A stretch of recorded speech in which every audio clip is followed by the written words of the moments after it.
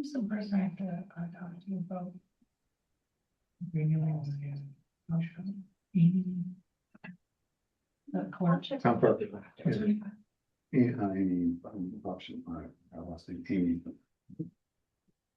Okay, welcome to those of you in the room and online to the Conservation Commission's meeting on February 25th at Bellingham Municipal Center, Arcan Meeting Room, and on a limited basis online for those participants or those who are approved to do so via Zoom. We will be doing roll call votes as 3 members, as the table looks pretty empty up here. We do have a more than 4 because more than a quorum as needed, because we have 3 members who are unable to be here for various reasons who are online and participating via Zoom. So we will be doing roll call votes for any votes that need to happen, so we fulfill the open meeting law.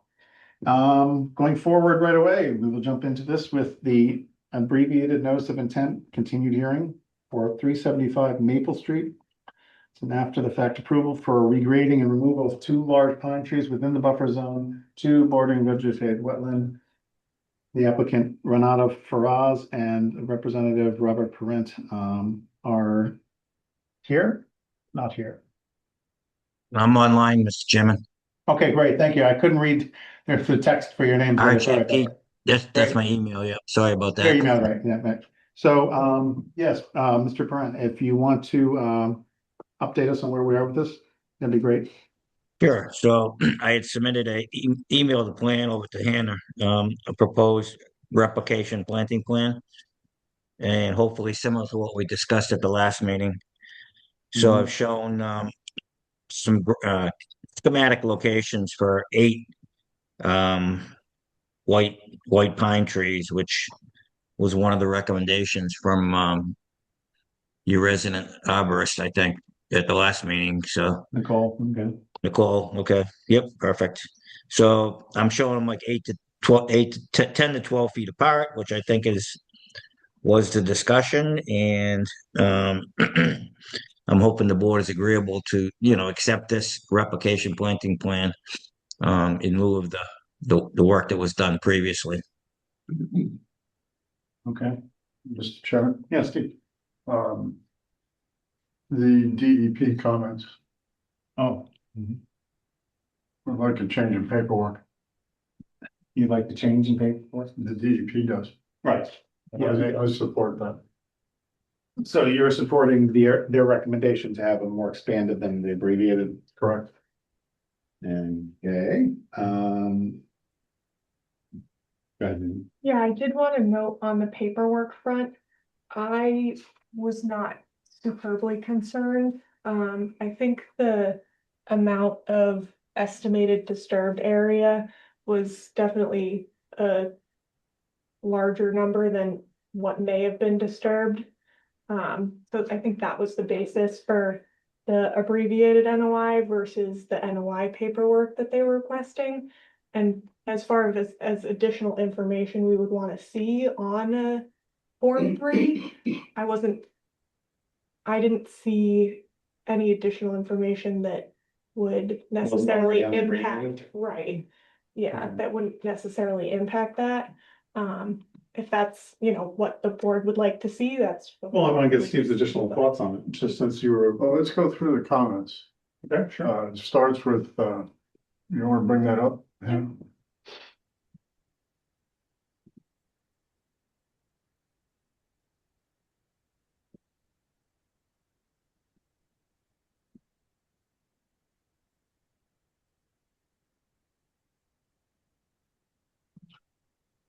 It starts with a question on the means and methods for determining it. So does that answer? Well, they did, yes, they did provide those sheets. They didn't provide it in the original filing. They thought they had included it, but we do have those. So that's in the forms. folder? It should be. I may not have added it to the portal, but I can send those if that's something you'd like to see. Please.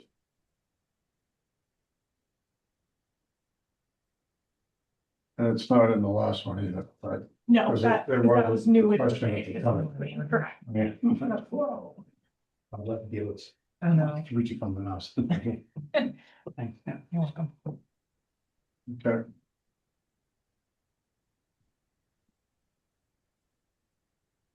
Well, it really breaks down into two.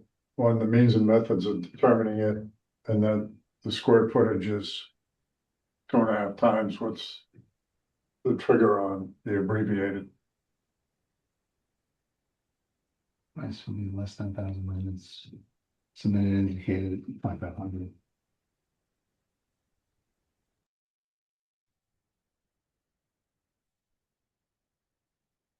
Hannah, had you gone and seen this? Yep, yeah, so that was what kind of originally triggered the application was, they had been planning to redo the septic system, so I went out there for a site visit and noticed that there were wetlands and that there had been work that had been done that was, not permitted previously. There was a pool that was, actually closer to the wetlands, and that had been kind of pushed back and the slope had been um, it looked like it had just been reconstituted and the pool had been pushed back outside of the 100. An in-ground pool was put in, so that was essentially what triggered the request for an after the fact permit was the unpermitted work that had been done. And then the septic system ended up being outside of the 100 foot, so it ended up becoming a permit just to permit the work that had been done without a permit, including the loss of those two large pine trees. What would you say your approximation of the total disturbed area is? That's the thing, it's quite tough to say, because we weren't there originally, but from the aerials, it looks like the edge of the slope was in a similar spot, but it just looks like the grade was somewhat changed in that area, but it's also outside of the 50 foot. Mhm. It's in like the 60 plus, 70 plus area. I don't really have an approximation, but it's really just on that slope area. Okay. Don or, You know, so yeah, Ariane, you have any questions, thoughts, observations? I guess I'm just confused how it can be 2,500 square feet. It doesn't look that large to me yeah. on the site plan. Yeah, yeah.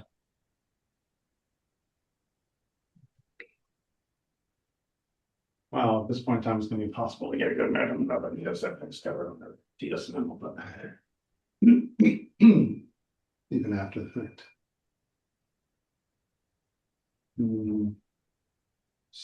We do have the rep online. So Yes. There's additional Um, information that we'd like to see from him. Robert, do you have any comments about the? Yeah, so square foot? I thought I did the estimate. I thought I had, obviously I would have used the total slope, the existing bottom of the slope. I may have gone up to the 100-foot line. Right now, I can't really remember. I know I did it in AutoCAD. So whatever line I picked, closer to the house, it's accurate, but I don't know Well, I don't know where the top of slope was, 10 years ago or, 8 years ago. That's the question. So yeah, it could be half of that area. Was that how long ago? As Hannah said, I kind of took the worst 10 case years ago? because I didn't think there was a limit in the 50 to 100. I can pull it up. Well, you're It's been saying quite I some really time. haven't seen Yeah. too many towns concerned with the work in the 50 to the 100-foot zone. So I may have used that 100-foot line just to be conservative. Okay. You know what I mean? It could be half of that easily if I knew so if I knew where the top of slope was 10 years ago. Well, I feel it's like fair to it say used we're all, the buildings that were being impacted as well, there you go. like went beyond the 100 foot. Because to me, the area of impact from the 100 foot to the wetland area looks like it's about like 750 square feet based on the scale.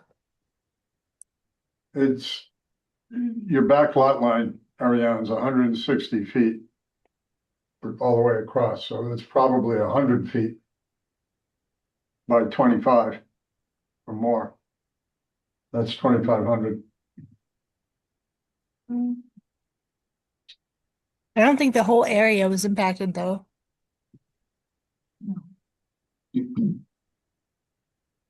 Like I said, I was trying to give you the worst. That would the 2,500 would have been the worst case if I just don't. I can switch and go in AutoCAD and tell you where it is, but I probably went from the 100-foot line um to the existing toe slope, bottom of slope, which would be the worst case. Now, Which will be between. the fill might have been only half of that area. I don't know. I mean, no, yeah, I'm not sure. okay, just curious. Now, the old septic system was actually partially in the buffer zone, so we actually moved the septic system closer towards the well, the new septic system. So, This scale's 1 inch is 30 feet. So, Rob, let me just ask a question on behalf of the applicant who you're representing. If we decide to go with the DEP's recommendation and one of the commissioners who's here present has expressed wish to do the full NOI as opposed to the abbreviated NOI, just resubmit it as a full NOI, and whatever other additional information needs to be put on that Form 3 versus Form 4, if I got them in the right order, I think I do. Then would that be an issue? I mean, it's not like the trees are going to be planted anytime soon. There's no pressure to do that, obviously, this time of year. B, if some modification needed to happen, there's still plenty of time before anything could happen for a replication plan. And so we're not in a crunch for that, which we might be if it was like the fall and we want to try to get something in before winter. Would there be an issue, do you think? Speaking on behalf of well, the I don't have both of the forms in front of me, but I don't believe there's any additional information to be supplied. It's the same information. Now, Dave Crossman, the botanist who went out there, if we forgot to attach his original forms to the abbreviated notice of intent, and we attach them to the new notice of intent, it's the same submission. I thought that the DEP's comment, and again, we're not looking at the second, so I might have misspeaking, but was that we would need to do the full NOI in part because it was 2,500 square feet as opposed to the 1,000-foot threshold trigger. That was But one of my thought that I've got 2,500 on this plan. Whether it's 1,200 or 2,500.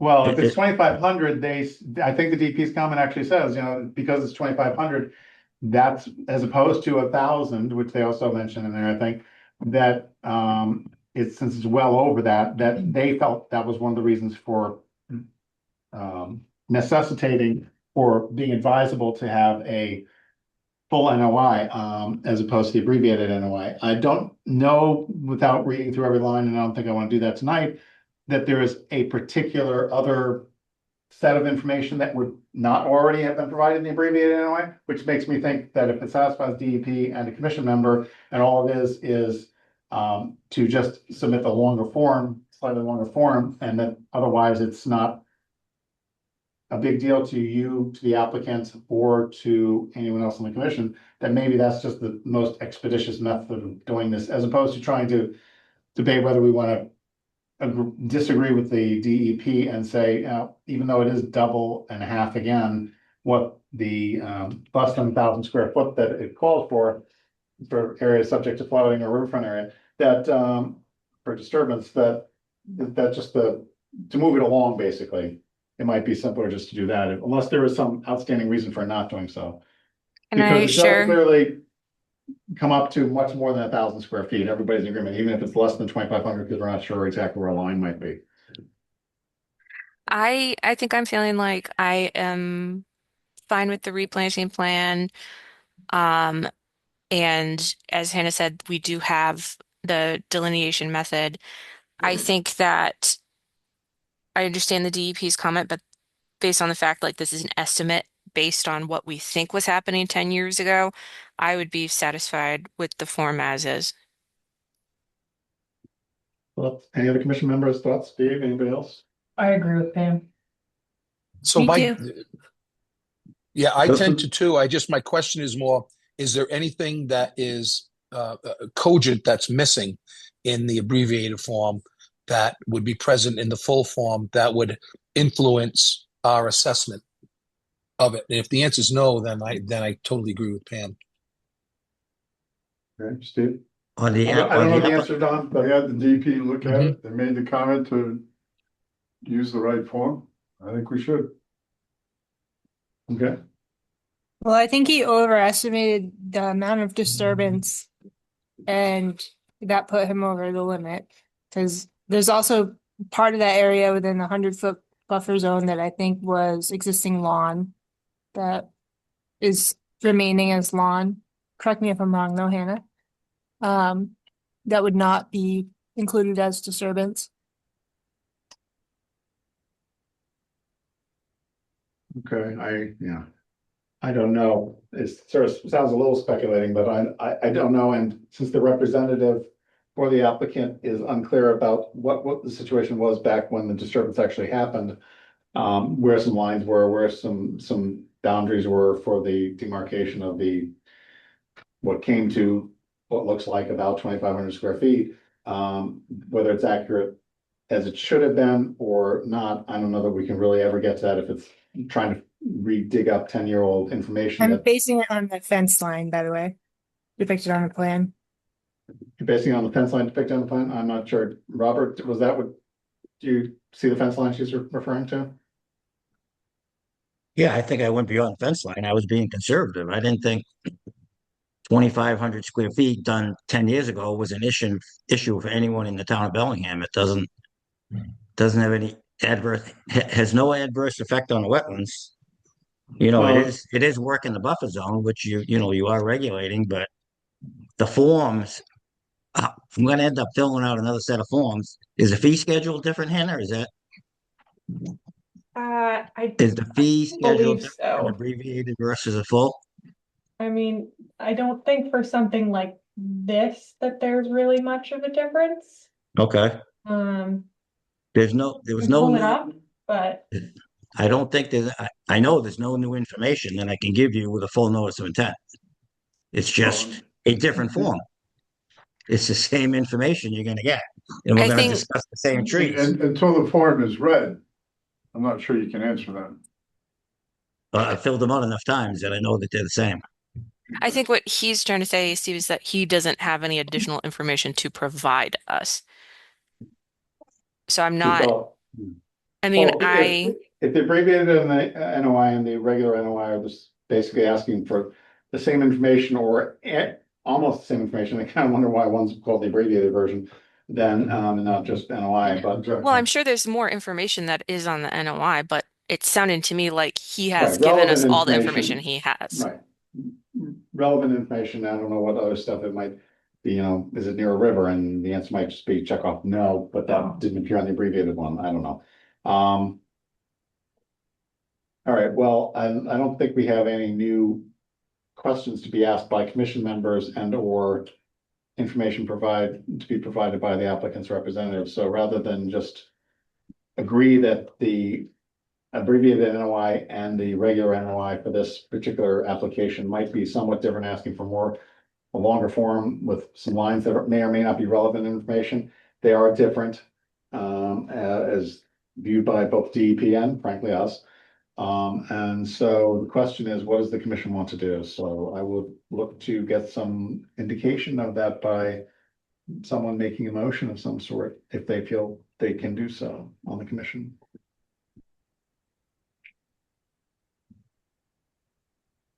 Because all we have right now is a recommendation by the DEP, which we can follow, or we could choose not to follow.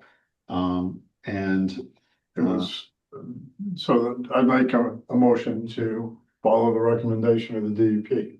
okay, and ask It was the there for a applicant reason. to resubmit a full NOI Correct. for this project at 375 Maple Street. Okay, just for the record, so we have a full motion. Okay, we have a motion. We need a second. Any commission member want to second it? For discussion and or voting purposes. Okay, hearing no second for that motion, we can't move forward on that motion. I still need a motion to move this hearing along. I would like to make a motion to accept the Shoot, sorry, I'm getting lost on the Abbreviated wording. NOI for Abbreviated 275 NOI post and as, accept the planting replication plan as provided by the applicant. Okay. as provided by the applicant. Yes. We have a motion. We still need a second. Second. Second by Nicole. Thank you.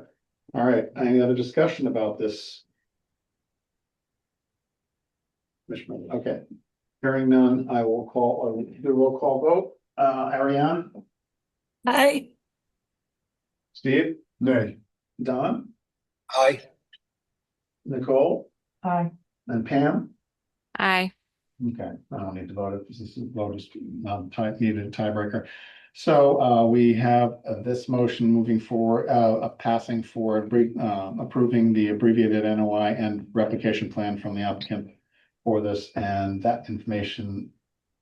You have. So do you everything? want to, are you voting to issue an order? Oh, Was that yes. just accept the? Well, I think that was the first thing. Now, I guess we should close it formally by doing, okay, so I would. So did you want me to read through it? Because we had some special conditions. Yes, Fine. thank you. So what we're going to be doing now, commission members, especially those online, is we've agreed that, well, the commission has voted to approve the abbreviated NOI and the replication plan, but we now need to close it and issue it with an order of conditions. And Hannah's going to provide some information about that prior to someone making a motion for that. So hold on, and Hannah, go ahead. Yeah, so the conditions we kind of talked about, plus the regular conditions, to essentially to record the order at the registry of deeds, is the first one. The commission shall be notified in writing within 30 days of all transfers of title. Hannah, which one of the two are you reading? The special conditions. Okay, thanks. No additional stockpiling shall occur within buffer zone. Right to enter and inspect. Staked entrenched silt fence at the base of the slope. That was the one. There was no erosion controls indicated on the plans.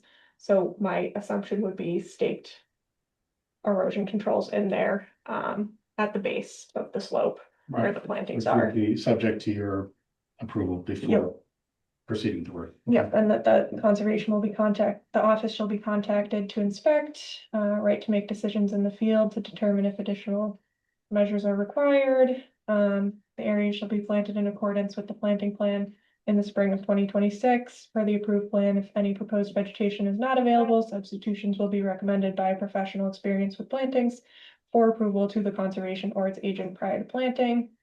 Monitored for a 3-year period. Any plant mortality shall be noted in kind during the next appropriate planting season. Spring or fall shall be replaced in kind. When the site. You're talking about 1 year cycle, 1 year? You said in the next planting season, as opposed to 3 or 3 years or anything. Yeah, so it'll be monitored for the 3 years, and then if say there's, every year when they see a plant die, it should be replanted within that 3-year period, Okay. unless you would like it worded differently. No, I just wanted to make sure that 3 years was in there somewhere. Yep, and then when it meets soil stabilization criteria, erosion controls may be removed, and then final certificate of compliance. So those were the kind of conditions that we had talked about at the last meeting. Okay. Pretty thorough. Some standard and some of it, particular for this, so. Well, it's, rough draft, so I'll, clean it up, but, Okay, so those would be the included special and regular orders of conditions. That would be included with a motion that someone on the commission would now need to make.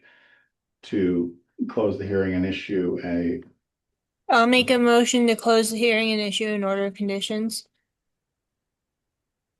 I'll second that. all right, Don, you're a little slow, sorry. Must be time like on the, internet. Okay, so we have motion and a second by Nicole, first by, Pam.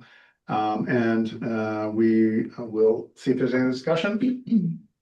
On the conditions and the closing, okay. Hearing none, roll call vote, Ariane? Aye. I'm sorry, couldn't hear you. Aye. Thanks. Steve? Nay. Don? Aye.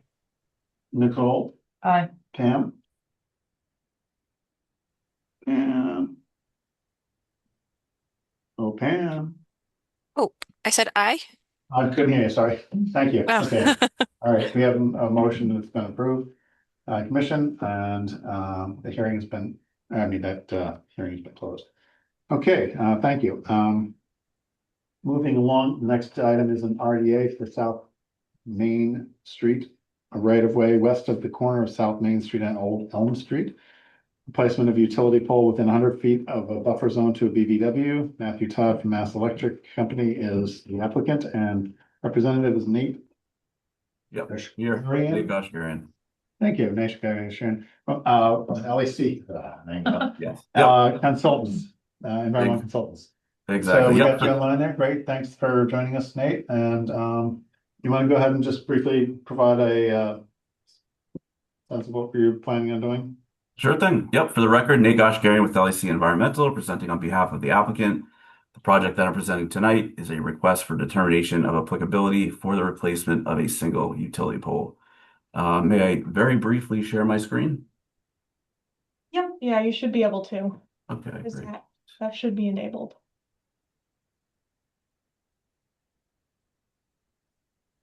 Okay, can everybody see the aerial?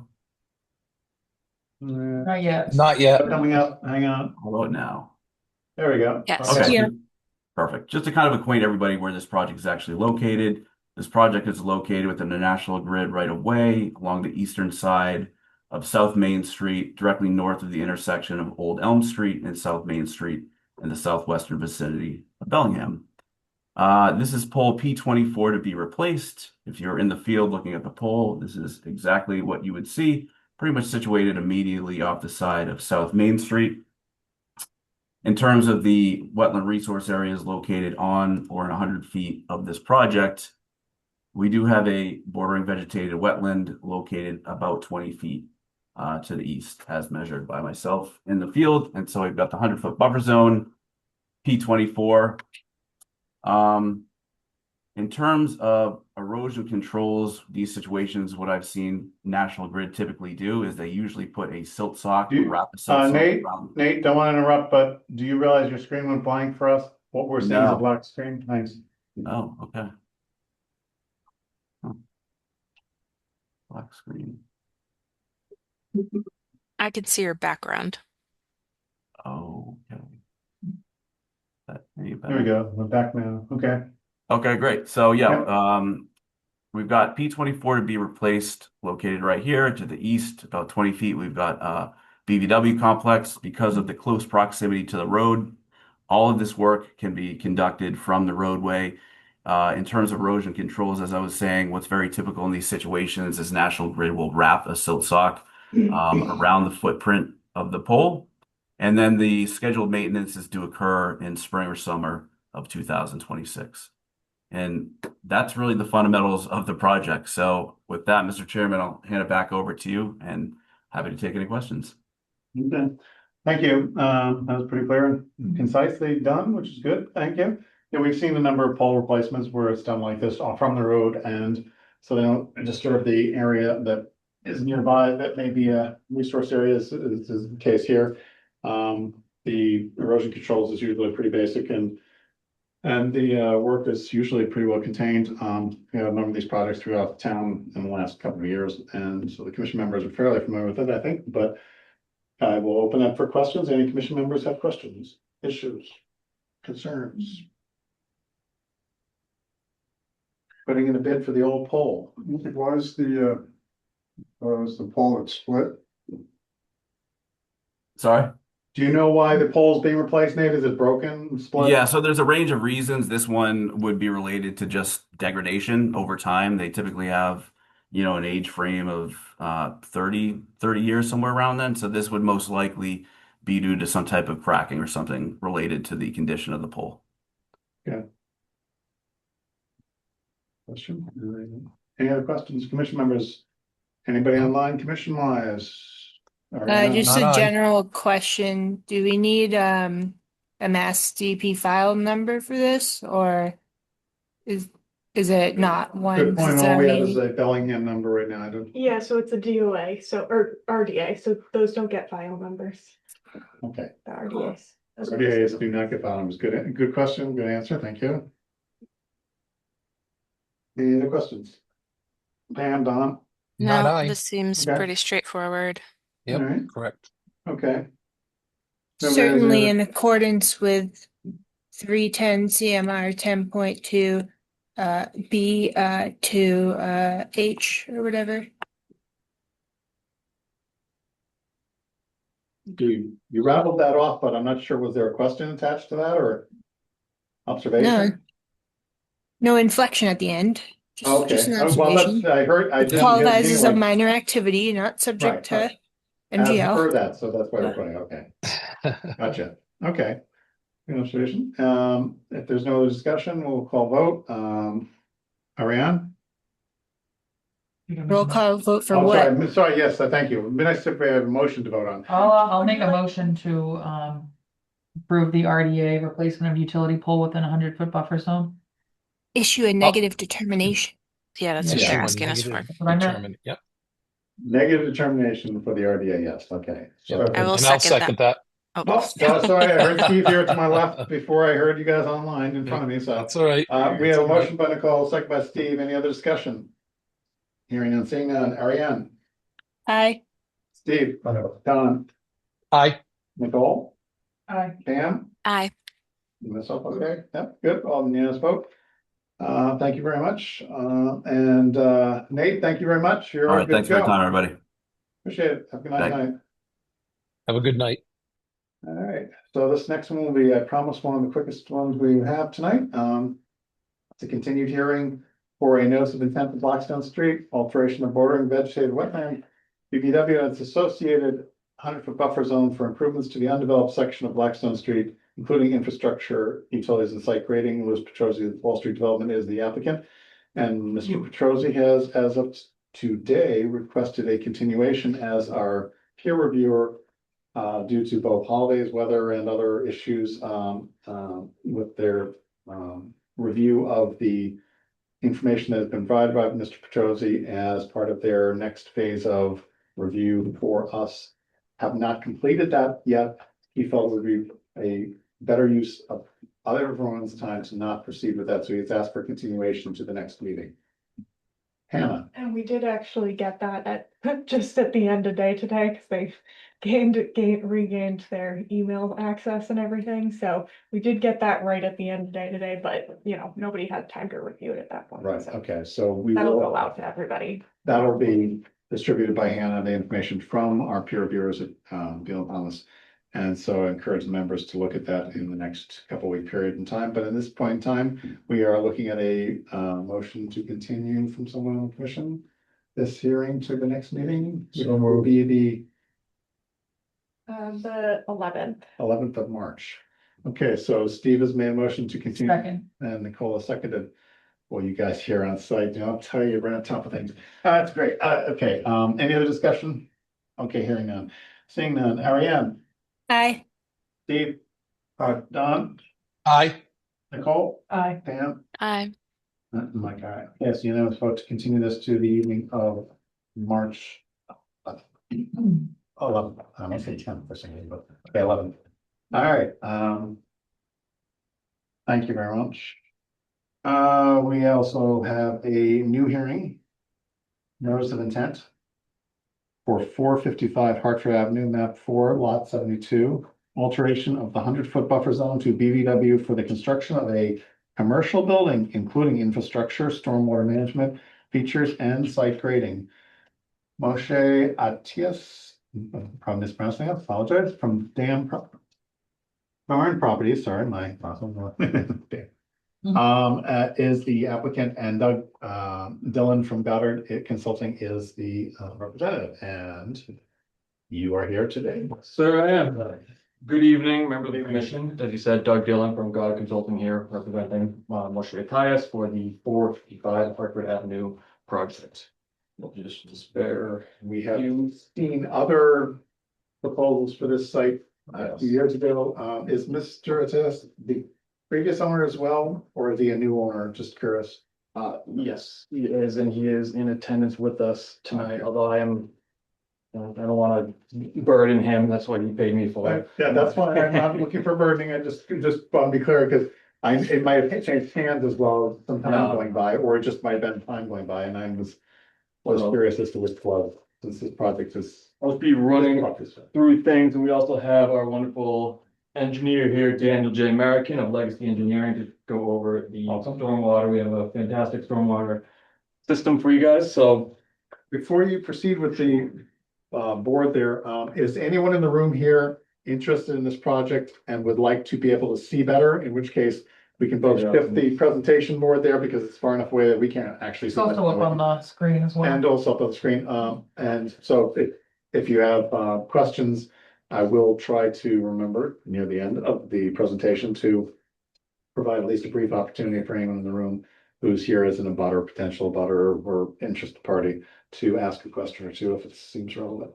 Okay, proceed. Thank you. Perfect. Okay, so we have here a lot on Hartford Street, or Avenue rather. As you suggested, there have been a handful of other filings in the past. This is a significantly scaled down version, which has incorporated really all of the feedback that has been contributed to this, the past several submittals.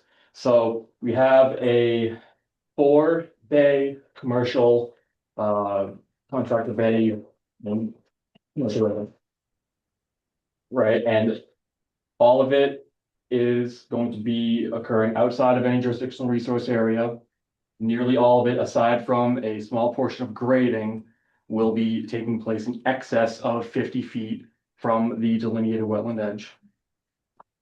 We did catch right after the initial submittal, there was some unusual wording regarding some of the preservation areas. And Hannah and I discussed that, and we were able to sort of curtail the rear retaining wall in order to fully exit that zone. Okay, I'm not at all clear what you meant by all that, other than Yeah, there was wording changes. yes. Curtailing a wall, for example, sounds like an interesting prospect, but I have no idea what that would. So there were these deeded areas in, protection. The wording of them was not necessarily clear per, very old certificate of compliance. We figured it out and we were able to move all of the proposed construction outside of these areas. So they worded this such in a way that it suggested that some portions of the 50-foot may or may not have been part of this area. Yeah, because in this plan and the next plan where you have the wetland overlay on top of the plan, Yeah, it's showing that there is in fact some construction within the 100-foot buffer zone. There's a lot. Yeah, like the parking and the Front and- infiltration basins and in the front and the back. Yeah, we You had know, some grading in the 50-foot buffer zone, which is what I picked up on, and we revised the plan to eliminate any work in the 50-foot buffer zone. And I had included, we'd had a couple, just to kind of keep you guys appraised of it. It's in the email correspondence that I had included in the portal, just to kind of show where that language differential, with the interpretation of that old order of conditions language was. I interpreted it as the entirety of the 50-foot buffer zone of the isolated vernal pool, not vernal pool, no vernal pool, the isolated vegetated wetland in the back. That whole 50-foot should be preserved. But the language was a little bit weird, but yeah. they worked to take that out. On the plan in the ROD, right, it's like you have, specific and they're marked with poles in the property, notice area area here, notice area area there. So it's neither here nor there at this point, we're able to totally make it work, but just keeping you abreast of it, it's taken care of. There is the Charles River to the far east, so there is some riverfront, but no work occurring in any riverfront area, and we're, near 150 foot plus from the edge of the 200-foot riparian zone, so we're well and far away from that. Sorry to interrupt, just a quick question. You're saying nothing within the 50 feet? No work is in the 50-foot buffer. In our initial application, There was some work in the 50-foot buffer between the 25 and the 50, but we submitted a revision that eliminated all of that work. So what is that like dotted line? It kind of looks like bricks or whatever. Is that like, I don't know. The hatch line, the hatched areas. No, it's like, it looks like a string going around. Is that the, protection? It's the erosion control map. Okay, all right. I So couldn't find the form name. that I'm looking at Yeah. from the January 27th, that is that not the most recent one? No, it isn't. Where's So- the other one? It's right below it, I think. Two. Dan, you want a February 5th, 26 revision on the front page, just under the heading. And also on the right block, on the date block, it gives you the revision dates. All right. I gotta search here for a minute. So both of them should be in the, or are you talking about the NOI paperwork or just the site plan, Pam? Oh, the NOI paperwork. Okay, so the Oh. first submittal came with a set of plans that isn't reflective of the changes that they made. So if the paperwork says that there's more impacts to like the 50-foot and the 25-foot, that's no longer accurate. because Okay, they yeah, are that's what Yeah, I was we- in looking at. response to some of We had my. conversations following the submittal in order to get abreast of any potential changes. So we just wanted to have our first hearing in order to get the official kind of feedback from you guys, and I can submit any sort of revised paperwork. That's not a. Previous drawing set had 8 sheets. This one has 9. What's the other one? I had to add a detail, and so I ended up spacing out all of the other details with the one new detail that I Okay. couldn't cram in the 2 detail sheets that I had. So now the new plan has 3 detail sheets. What's the purpose of the building? Pardon? What will the purpose of the building be? Building is just gonna be a multi-tenant building for small businesses that need a place to store materials inside, have a little office. It's intended to be retail service contractors. All the activities inside the building. There's no outside storage. It's just driveways, parking areas, overhead doors in the rear of the building, pedestrian doors in the front of the building. There are drivable bays, drive-into bays. It could be used as that if they choose. Okay. Yes, there's an overhead door in each unit on the back. Yeah, it's kind of. You've been before planning board? Yes, and we are just about squared away with them. We're hoping to close it out with them tomorrow night. It's been peer reviewed. Yeah, Dan had run it through peer review, and I brought a copy of these letters. I forwarded them to Hannah, but I can I can more run paper through, copies. I brought enough for you guys to take a look. I can run through the stormwater management with you, but it was peer reviewed through the planning board by CMG. So the filtration basin 1 and 2, you need to create, correct? Yes, so They're not there existing. no, nothing's there now. So what we're doing for stormwater management is the beginning part of the driveway will drain down to a catch basin near the entrance, and this goes into a small, shallow, vegetated infiltration basin. It's 2 feet deep. Gets 1 foot of water in the 100-year storm, has 1 foot of freeboard. And then that discharges out via a level spreader towards the wetland area. And then the building itself, the roof runoff is piped directly into this larger stormwater infiltration basin, vegetated basin. This is pre-treated with 2 sediment forebays. We have 2 points of collection here, and then that has a level spreader that discharges out towards the wooded area at the back of the site, which is in the outer 50-foot of the buffer zone. So we meet all the requirements for stormwater management, where we have a total reduction in peak rate and total volume of runoff in every design storm. We have the All the right, impervious area around the building, that is draining into the larger basement, it's not a small. yes, all of this drains into. So it's just the last little bit of the driveway, Yeah. approach driveway that's going into the smaller one, okay. That's correct. Is there a way, I assume it's a slight rise up to the building, I didn't look at the elevations. To be honest, but looking that, There's a ridge line right here. yeah, So from this line here drains back. okay, there is a break point, I didn't Yes. see that before, okay. Yeah, there's a break line right there. And then all of this drains down here to this area where there's a break in the curb, and then we have a small grass swale that Right. leads into a sediment forebay. And in the back of the building, Everything drains down to this rear corner where we have a small grass swale that leads down into another sediment forebay, and then the roof runoff is piped directly into the basin. Any pre-treatment for oils and others? Contaminants? I mean, up front, we have a catch basin, I'm more and concerned about the larger paved area up near the buildings. If somebody springs in a leak Yep. and their trucking's parked there for the day and then they come out and, half the crankcases of oil is on the driveway there and now spreading because Murphy's Law about to rain. It's just gonna flow untreated into without any, you don't have any proprietary devices up in that area for treatment. That's we correct. don't have any proprietary devices. We don't really have the vertical elevation to provide a proprietary treatment. Like a device. permeable pavement? Or is that just too hard? We to don't have control? the separation of groundwater for permeable pavement. You need a good you need a good separation to groundwater. I was thinking if there's some remediation technique underneath. I mean, we have a sediment forebay here and here that would trap anything that ran off the pavement. Sediment wise, yeah, I'm more concerned about Oil. salt, oils, Because it seems to me like landscape companies, that type would be renting these bays. or, I mean, frankly, it's an icy, I don't know, what is the rough dimension from front of the building to the edge of the paved area in front of the building where people are driving around up to the front area?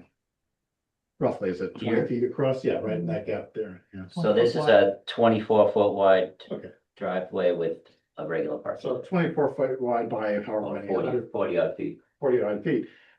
If you need to treat it because it's really icy and you don't want your people getting, visitors coming out and slipping, fall, you now have a treated surface that is going to, just to be clear, is right now just going to run off when it does melt off or get washed off, whatever, down over into that area. So it could be salts, oils, other things. That the contaminant part of it is what I was just trying to get at, whether there is a method that could be proposed or included in the planning for some treatment of those kinds of contaminants, which while sediment, it's great to get that and keep it out of this infiltration basin. The contaminants don't get obviously sediment treated, or get caught by a sediment treatment. Yes, there is a way to do it. Basically, you take a catch basin structure. You cut a hole in the side of the structure. So even though we don't have the vertical elevation to get water to go through a grate into the structure and get out a pipe, you take a catch basin structure with a flat top and a manhole cover on it. You cut a hole in the side of it. You let the water flow in through that hole here and here, and you have a deep sump structure with a hooded outlet. But we can do that if you'd like. I'll ask the commission members what their thoughts are on this. Well, let's add to that and talk about snow storage. Okay, there is an area proposed, yeah. Looks small and all the snow is gonna go, let's take this week. Mm. They're gonna move that all the way around the building to the front That's and not- not just dump it in the 50. That's a question for the applicant's representatives who are standing right here. How's the plan? So we have all this green space along here, a lot of snow and snow storage ends up in windrows. You do get piles, of course, but a lot of it ends up in windrows. So we have all this green space here, all this green space here, all around here. We could add signage if you'd like. It looks like there's like a vegetative border, of like on one of the plans, like of trees and vegetation, so that might be hard. There are planted trees in through here. Yeah, so I don't think they're gonna really push much snow up there. But they'll be able to windrow all along that side, right? So that's To where be you able to what? windrow. When you plow, Yeah. a lot of it, just like a road, right? You plow a windrow along both sides of the driveway, and that's where a lot of your snow storage ends up. It ends up in, 3, 4, 5 feet wide along either side of your driveway. That's where the majority of your snow ends up. If you have to put a pile, it can go here, it can go here, it can go here. We can add signage, no pushing of snow. If you want, when we get back in here near the 50-foot, that's easy to do. On the side and the back. Yes, we can do that. Yeah, cause like the back corner up at the top, that's outside of the 100. That might be a good spot to push snow as well. You got a dumpster up there too, you know. Yeah, we have 2 dumpsters in that area. But there's room, there's lots of room. I mean, this is a very small development proposal compared to the prior proposal. So there's lots and lots of green space. This is a curiosity question. It's not relative to Concom, but you can get semis back here, or is that not the plan? That's not the plan. No, it's not for that.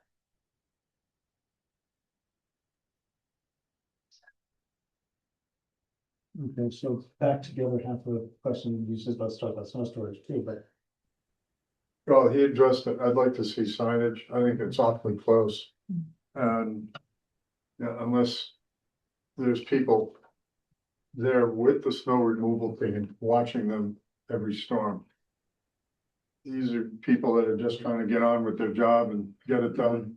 They'll put it as closest place they can. Right. Which is no fault, it's just function of the way it works.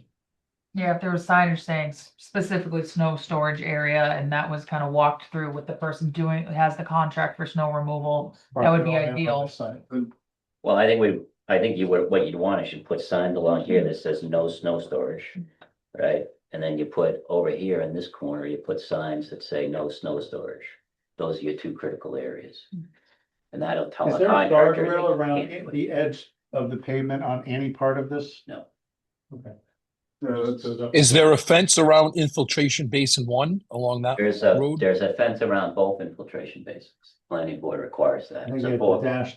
4-foot chain link fence. It's Okay, so Yep. there the would, line with the Okay. little circles. there'd be a physical barrier on that Right. south side. Yes, there will be. Yep. To your point, Commissioner Kohler, you'll have to excuse me, these aren't like the most, highly labeled, but I did create some graphics for you to show comparisons with prior submittal, to showing substantially less in footprint. Our priority here was truly incorporating all the prior feedback, getting everything as far away from any of the resource areas as we possibly could, and creating a stormwater management system here with a dam that absolutely eats, everything and then some that would fall on the property. On right? the stormwater, was there any conversation in planning about introducing a recharge? Or is the ground, do you not have The that? two kind of- stormwater basins are infiltration basins. Mhm. So they're designed to trap water in They them to tend recharge. drain quickly as well, when Just to show the flooded. difference in. Yeah, it's just a quick little graphic for you guys to. No, the way the infiltration basins are designed is that the head wall, the outlet structure, has an outlet that sits up above the bottom of the basin, 5 or 6 inches, so that obviously the first flush of water that comes into a basin is stuck in the basin and is infiltrated into the ground, and that's where you get your treatment. It's Could someone honestly there better than in, an underground infiltration system, because you have a vegetated surface that achieves it. But it wasn't, concern wasn't so much in the treatment, in as much as recharging the water table. Yeah, so that's why these basins are designed like that. And honestly, this is a really big basin, which is a nice way to do it because you have a big vegetated surface that the water spreads out on and has time to infiltrate through and get treatment. And we are Steve reducing- or Nicole or Hannah, could you describe the graphic that you were handed for those of us online? Awesome. It's the older building layout. 2022, Mhm. we have a color version that I'll hold up for, I can send you a picture. Right. Yeah.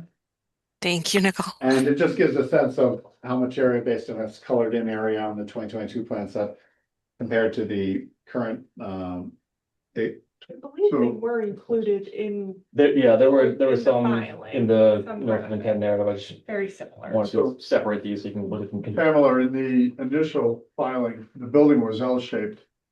Mhm. With one side bordering the north edge. And then the bottom drop of the L on the eastern edge with the parking. More or less in the middle. This is significantly changed into basically a rectangular box in the back of the site. A little bit of parking, there's less parking, so there must be less square footage. Yes, much smaller building.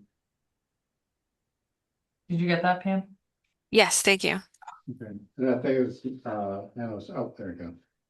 Anna was saying it's included in, So this is very similar to what we were handed. yeah.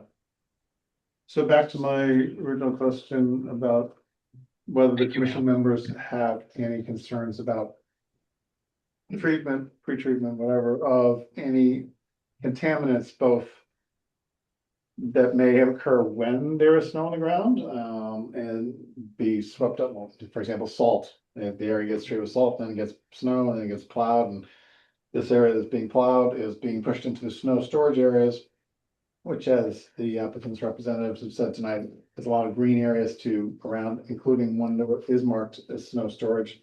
That's sort of a curly Q-shaped area. I'm trying to find it on here. It's not on this one, but it was on the visuals that we just saw on the screen.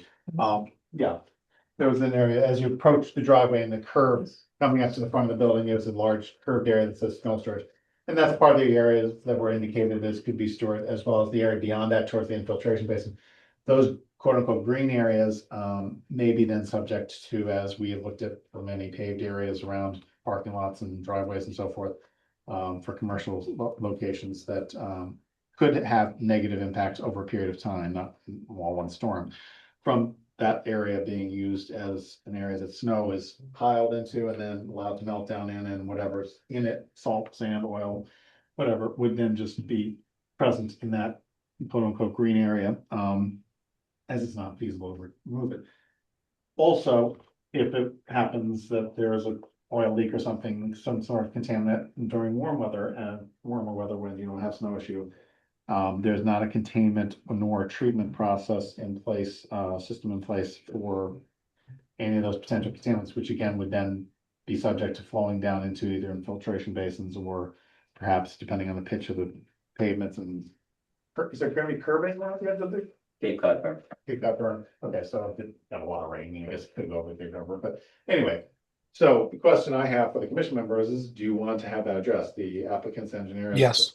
has Yes, I stated that agree. Yes, yep. there are ways to deal with that. Obviously, in the middle of winter, you're not gonna be making use of the, how do you phrase it, catch basin, not, It's a deep sump Deep structure. sump It structure, functions right. exactly like a catch basin. right, but because that's gonna be covered with snow and ice and so forth, I don't think that's gonna function as well, but that second question is about snow storage areas. Are you comfortable with the snow storage areas being used in the areas that they're indicating up to the sides of both sides of the driveway, potentially approaching up?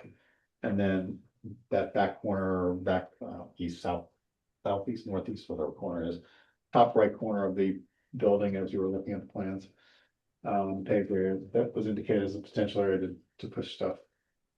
Knowing that once it's pushed off there, it's just gonna go to wherever it goes, in whatever form or level of potential contamination. Might happen, it might be very little, it might be not more, we don't know. But I don't know of any way to address that, you can't sort of take it all off the site. Yes, go ahead. Can Ariane. I have a recommendation that, Sure. I don't know if I'm looking at the most current site plans, but on the holding tank, the wastewater holding tank detail, I'd like to see a note in there that says that it must comply with the provisions of 314 CMR 18. The holding tank? What Yeah, page, Ariane? You're talking about the tight tank for the floor drains in the building. yeah. For these, No, we're just talking about this. Oh, I see, holding, 1,500 gallon holding tank for floor drains. Okay. What's your suggestion or comment about that, Ariane? On the detail, I'd like to see a note that says it must comply with 314 CMR 18, which is problem. industrial wastewater holding tank and container construction, operation and record keeping requirements. Okay, I agree with Ariane. What sheet are these tanks on? So the building has floor drains inside. Yeah, I'm reading, as well, reading the peer review comments on that subject. The tanks are where on the drawing? The you tank, should be pointing to it, Steve. right it's there. a single Last tank page, here, C7. and it's basically a septic tank with no outlet. And they come and whenever it gets filled up, they come and they pump it and they take it offsite. There's a detail on, right, right next to the arrow, the down. The driveway. I see, okay. What happens when that fills? Do the drains back up? Or does it? no, it's not connected to anything. So there's an alarm in the building. It's a So tight it's- tank. Yeah, it's connected It to the has floor no drains outlets in the building. It's connected to floor drains and then there's alarm. And when the tank gets full enough, the alarm goes off and they call the company to come and pump it up. Okay, then what if they keep, what if contents keep going into the floor drains? Then it'll back up in the building Okay. and then that they'll was the really question. call them. Yeah, because it looks like the emergency alarm goes off before it gets up to that pipe. Absolutely. Is there a detail on that? Yeah, it's on C7, the last page of the plans.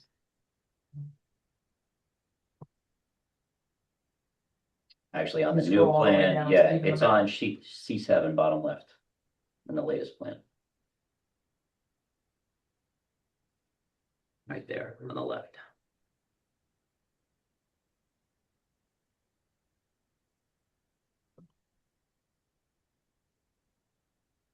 So that has no connection to the site drainage system, the standalone system.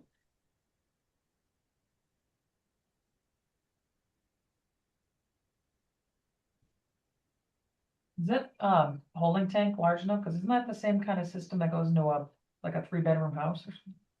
Right, Yeah, I mean, floor drains in a building like that don't see a lot of water. Oh, I was thinking septic. You size septic tanks Yeah. differently than you size a tight tank. Okay, I'm sorry, I was confused.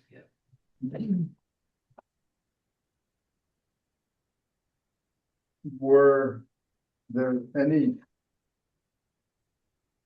conditions by the planning board to limit what gets put into that tank? No. It's Water tight tank. treatment, that kind of thing, No, it's intended, just for over. it can't go into a septic system because it's industrial wastewater. So that's why you hire someone to pump it and take it off site and they take it to an industrial wastewater treatment facility. So can you give me an example of what would go in there? Like if, like the floors, like water gets on the floor or something, it goes into there? Yeah, if water gets on the floor in the building, say water comes in through the overhead doors or something, or somebody washes something in the building and it just, plumbing code requires you have a floor drain if you have an overhead door. And it's not allowed to go into a septic system. So on a site that doesn't have sewer, you have to install a tight tank Okay, cool. to capture any of that water and then that gets taken off site. Thank you. And the actual septic's out the front? Yes, it is. It's right in the center here.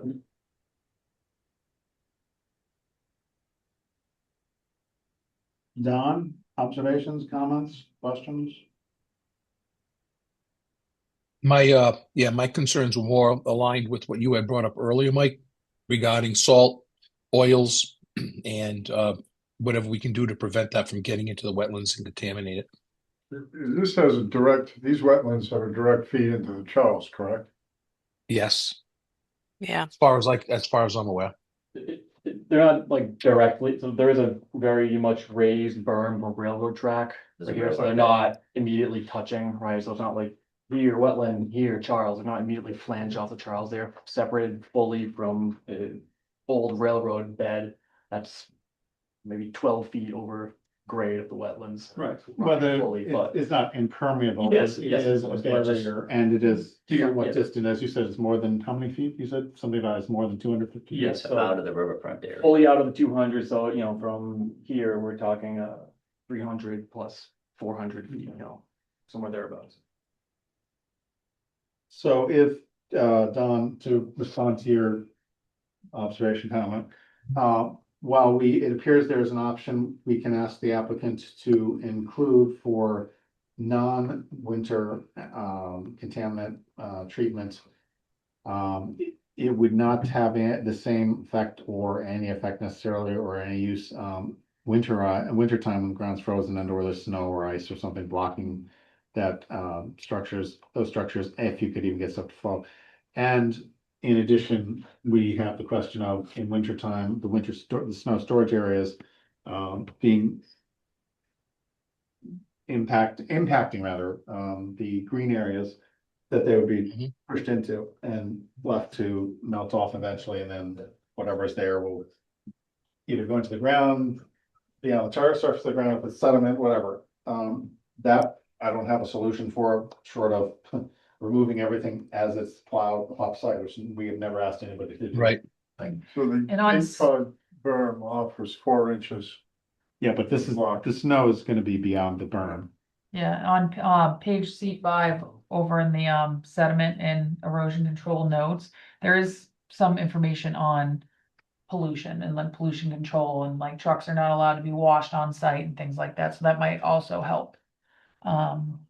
Material and equipment shall be stored properly and orderly. Like there's a whole list of conditions on here as well that if they adhere to this, this would definitely help, like spill control measure. Sure, yeah, it's just if you're plowing stuff off and nobody's gonna probably argue that there might be some level of contamination, salt, sand, oil, whatever, in the snow plow, storage areas, that the question is commission having any level of concern, and if so, how they want to address it to that stuff that's being pushed off there, because that's not gonna be treated and it's just gonna go wherever it goes. It should be addressed within these conditions on the plan, I believe. I mean, like they should add it. Right, but Yeah. what could they add is my question. Does the applicant representatives have any thoughts on that? Well, it looks like the disturbance is gonna be over an acre, right? So they're gonna need a construction general permit. Right? Yes, correct. So a lot of that stuff will be managed through the CGP, Through the what? through the Okay. construction general permit. Okay. Good. Swimming sand is not a concern. That would get trapped in the infiltration basins. If you're worried about salt, you could impose a condition. I don't like to see no salt usage, but minimize salt usage. But if you felt it was important to impose a condition that says no salt usage, you could do that as well. Just bring up the point of consideration, a point to consider and seeing what the commission wants to do about it, because there's some members here and certainly they can, or six tonight, and they can certainly have their feeling if they want to try to indicate some sort of restrictions for salts. Well, let me ask the commission first, a straw poll feedback, so we move things along here for the, how do you feel about the summertime, winter, non-winter time deep sump proposal for, adding that in there? Do commission members feel that should be done or not? Because we Yes. do two I projects. support that 100%. Okay. Ariane, what are you thinking? Sure. Sounds good. I mean, that's Okay. gonna help, 10 months out of the year for the most part. Okay, so if that's part one, then the second question I have for the commission member is, what, if anything, do you want to do about the Yeah. snow storage areas, which would potentially have salt, sand, oils that might then scraped up as part of plowing process, and not that cars don't ever leak in the wintertime, or whatever, can have a spill of some sort. That stuff is not going to be Yeah. treated, it's gonna be in the snow storage areas, and if the commission is okay with that, knowing that they would be in certain areas and not other areas, and hoping, as we all would hope, and not a lot, then maybe they don't wanna do anything, but if you have a thought on how that could be dealt with, that's fine, if not. You got, Yeah. don't, Do you know the water table height? About 2 feet below existing grade. throughout the site, or? Pretty much. Yeah, Wow. I remember it was pretty consistent last time. And what is existing grade? It varies. It's around 202. So you can see that the bottom of our stormwater basin Yeah. is 202, which Well, that's is, water table. yeah, the well, basin. no. Water table's 200. So we're building the site up to achieve the required separation of high groundwater from our stormwater management system. This is a slab on grade building. Slab on grade. Do we have any town wells in that area? I'm not aware of them, but I thought I should ask. No, this is not in a zone 2. Okay. Good question, all right. So, I Okay. think we have commonly asked for reduced or no salt for things Mhm. this close. What does everyone else? Yeah, Okay, reduce salt at minimum. and that could be put in the O and M plan. And we can also, iron out if there's no other big issues. We don't have a DEP number yet, so any of those smaller concerns. that Right, you're this is a first thinking about pass of a conditioning. project, Yeah. so while we're being down in the weeds, so to speak, not that there are weeds. Is that C3? Yep. Is that the train track? Yeah. Right ahead? This, This is showing an elevation of 200 feet. Goes, the whole site's dropping off as you go back. So this grade here is 194, so the base of the elevated track is 192, 194, and then the top of the track is 200. That's not as high as I had envisioned. Hmm. I remember walking years ago. Wasn't super high, but was noticeable. Yeah, it's about, about as tall as a person. Didn't you ride the train on it? Yeah, I've been around You have to 200. train it. 1865, that trolley was pretty much the highlight of town. Okay, I would thank the representative, unless there are any other questions or observations for this first presentation.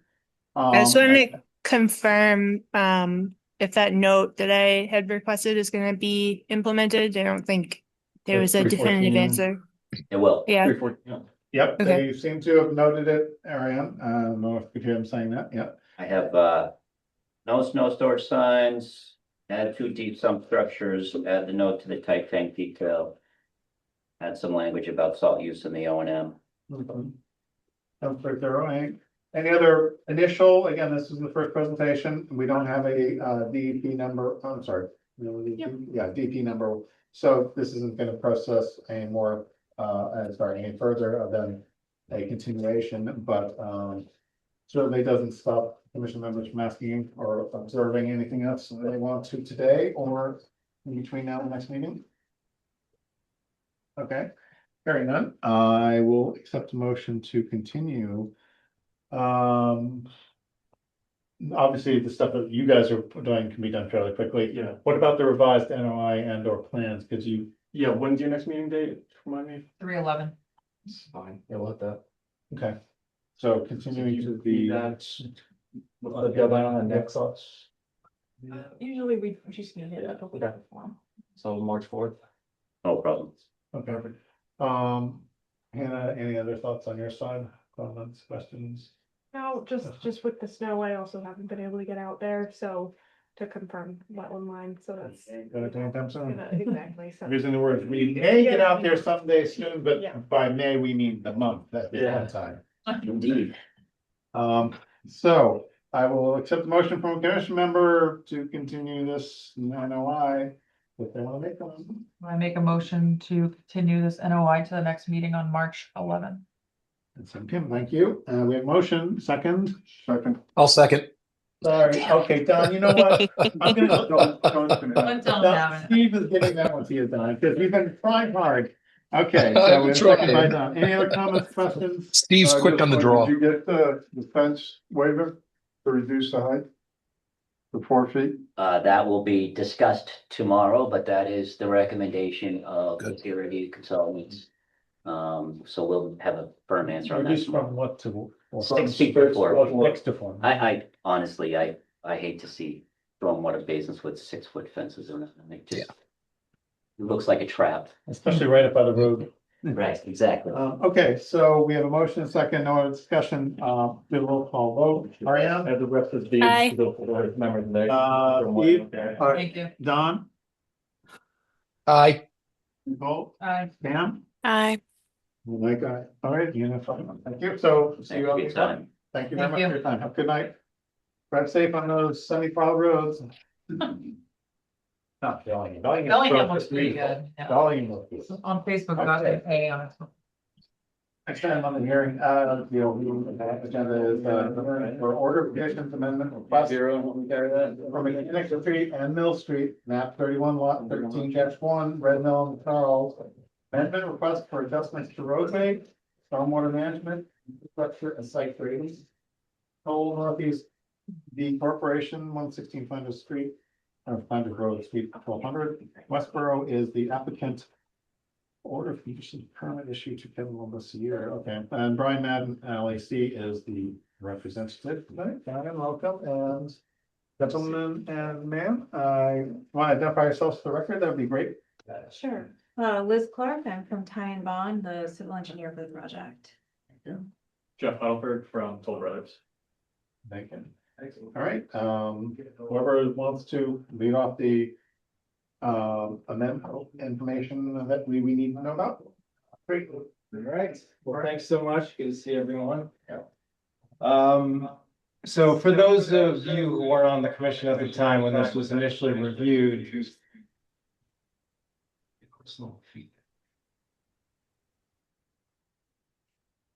That was confusing.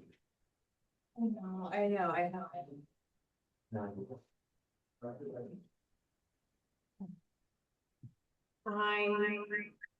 didn't put it. Yeah, Stephen. Echo. There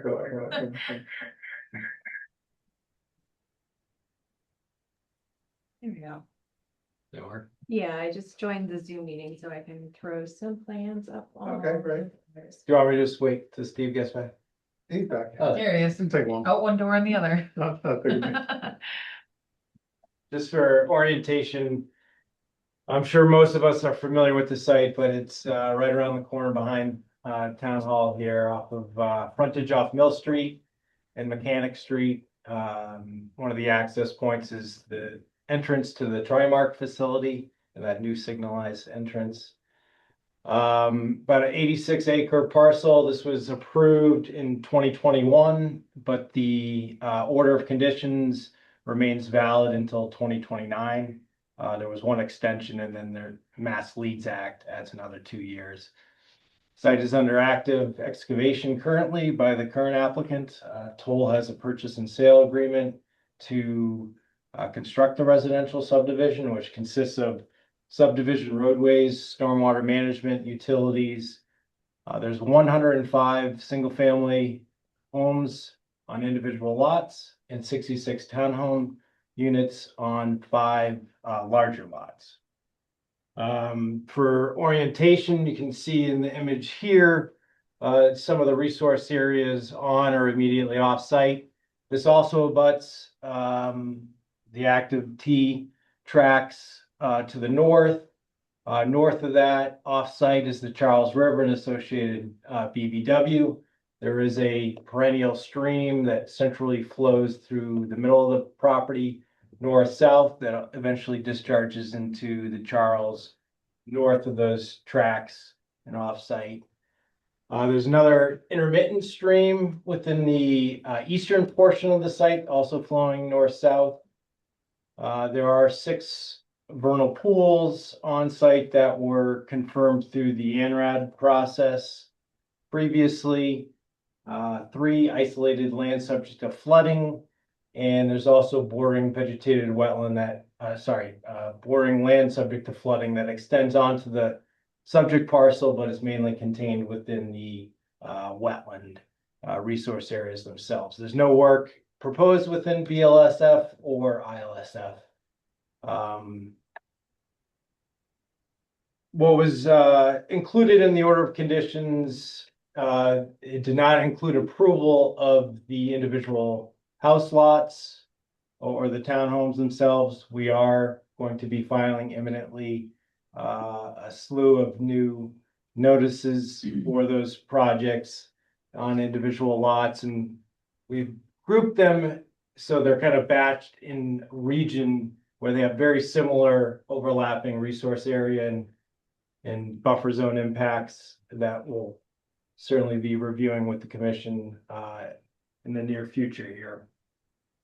But the proposed amendment request includes some very de minimis updates, mainly some refinement. Did you just use the word de minimis? Would you like to spell that for us? I do know how to spell that just because I use it a lot.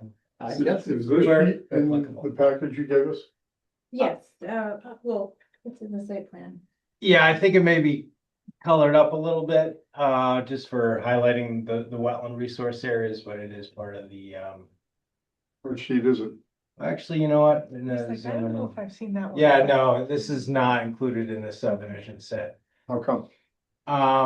We can submit it, and I'll explain kind of why we're showing it as a graphic in a second, but we have 2 exhibits that are going to be used for this visual presentation that we will submit after the fact. We know we're not going to be closing at this meeting. There's a lot of information in the plan sets. But the actual nature of the updates are pretty minimal in nature. It's basically some refinement of regrading. I'm not turning my back I to know, Ryan. I understand. Some stormwater updates. And what this plan highlights is some reorientation of the interior roadways. Roadway B and C, those are the areas highlighted in red. Those are all outside of the commission's jurisdiction, but they have kind of a cascading effect of when you kind of realign some of those roadways, some of the lots get reconfigured. And it ultimately, some of those lot lines and boundaries do extend into the commission's jurisdiction. And the individual house lots and construction of those will be subject to future NOIs. The updates have been filed concurrently with planning board. The first meeting is tomorrow, correct? There will be a peer review, by CMG for stormwater updates. There's no changes to lot counts. Those all remain the same. The proposed approved project did involve 2 stream crossings. No changes there. The replication area remains the same. There was buffer zone restoration that was approved. That remains the same. There was also riverfront enrichment areas. We're basically just restoring previously disturbed riverfront area. This is an old Varney Brothers sand gravel pit. As I mentioned, it's currently under excavation right now. But what the revisions involved and were able to do with the refinement of the regrading, basically pulled things in a little bit more interior. And we have a graphic that shows more specifically where like the pluses and minuses took place on a larger scale, where there was mainly a contraction in the limit of work. And in particular, riverfront area, there was a reduction of 2,314 square feet of riverfront area disturbance. There was also a reduction of 710 square feet in the 0 to 25-foot buffer zone. So the updates do result in an improvement over existing conditions, and we can kind of walk you through some of the stormwater updates if you like a little bit clearer explanation. But we also have this graphic that shows the changes. Easy for you to say. Yeah. 1 second. I'm rushing you. Take your time, take your time. That show where some of these updates took place. And most of the updates in the regrading that were within the commission's jurisdiction and mainly within riverfront area or buffer zone are mainly temporary in nature. So they're proposed, to be regraded. It's feathering of the grades at the end extremes of the limit of work, all within the, more or less the approved limit of work. And then just revegetating, restoring those areas in more detail. So this plan highlights those areas, and at this scale, it's very hard to tell like where the pluses and minuses are. We will certainly provide that to the commission in advance of the next meeting. But you can kind of see where there's been some reductions in both the riverfront area and the 100-foot buffer zone. It's just, give me Yeah. a minute here. So reduction in the riverfront area, these purple areas. Reduction in the 50 to 100-foot, limited to the green. We don't have any further reductions in our closer up, the 25 to 50 and the 0 to 25. We do show some minor increases, and I'd say that's really a true up of like where we're setting the erosion control barrier versus the limit of work. You can see those are all on the outside, really the perimeter of the project. As well as this would be like our one minor area of riverfront increase or alteration that we didn't have before. We have an overall reduction in riverfront area. Yeah, on that point, that one area of a little bit new increase, that is going upslope towards the railroad tracks. So it's all temporary disturbance that will be revegetated outside the lot footprints itself.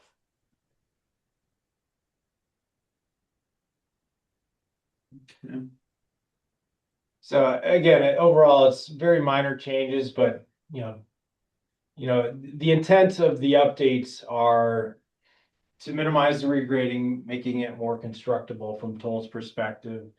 Toll has specific house designs to fit these lots. But it's again, we have a reduction generally in more of the sensitive areas than what was originally approved. Since you mentioned that, just question for you, how many different types of houses do you have slotted for these different lots?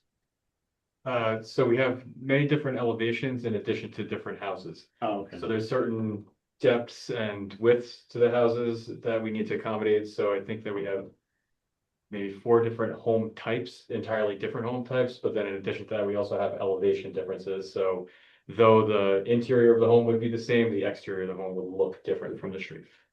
Good. Thanks. And Mike, there will be our current tally, there will be 36 notices being filed.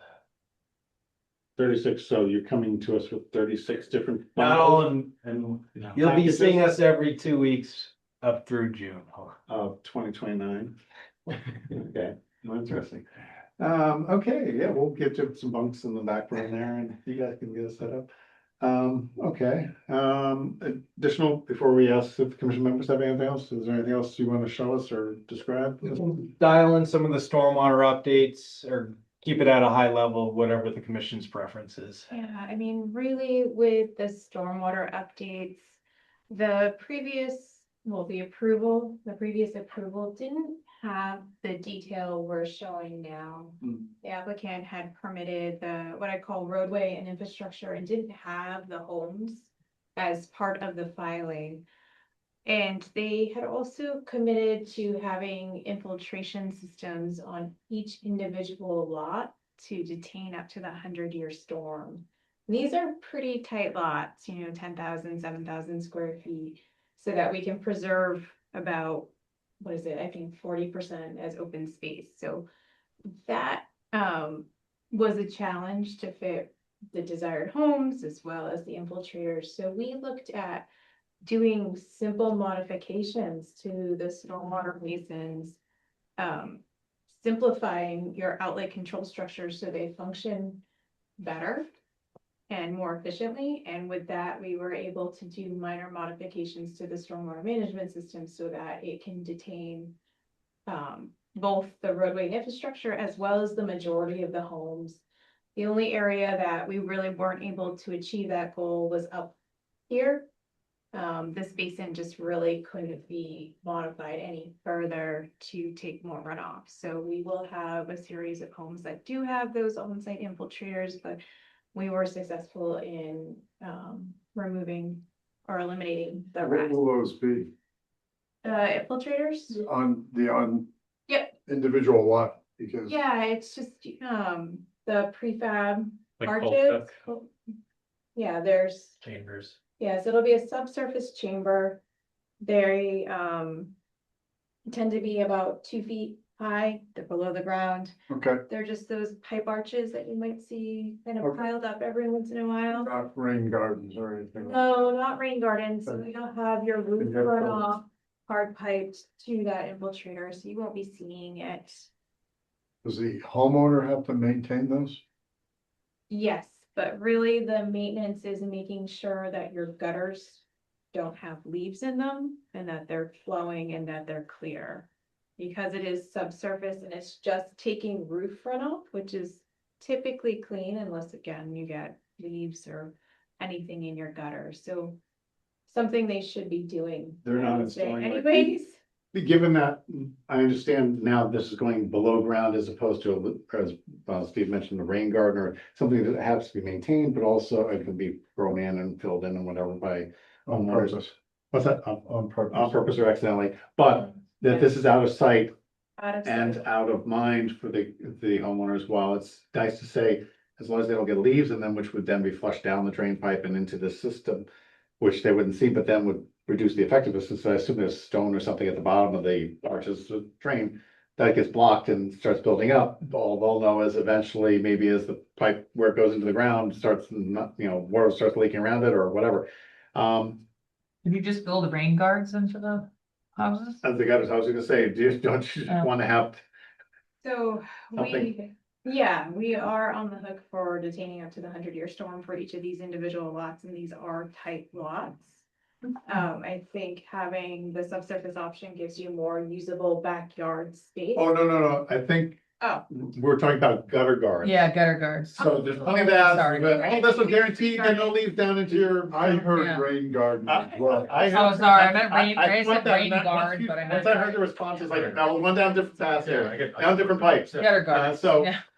I was just thinking that might be something both for future homeowners and down the road I long. mean, in comparison to like the total cost of the project, it's probably not that much more to add those, just to make sure things run smoothly. Or better, I don't know. You can always I don't know maintain how- them, I though. don't know how efficient those things really are. The commercials, they all look like they do 100% stoppage, but I don't know, anyway. But this leads to why we were looking at removing them,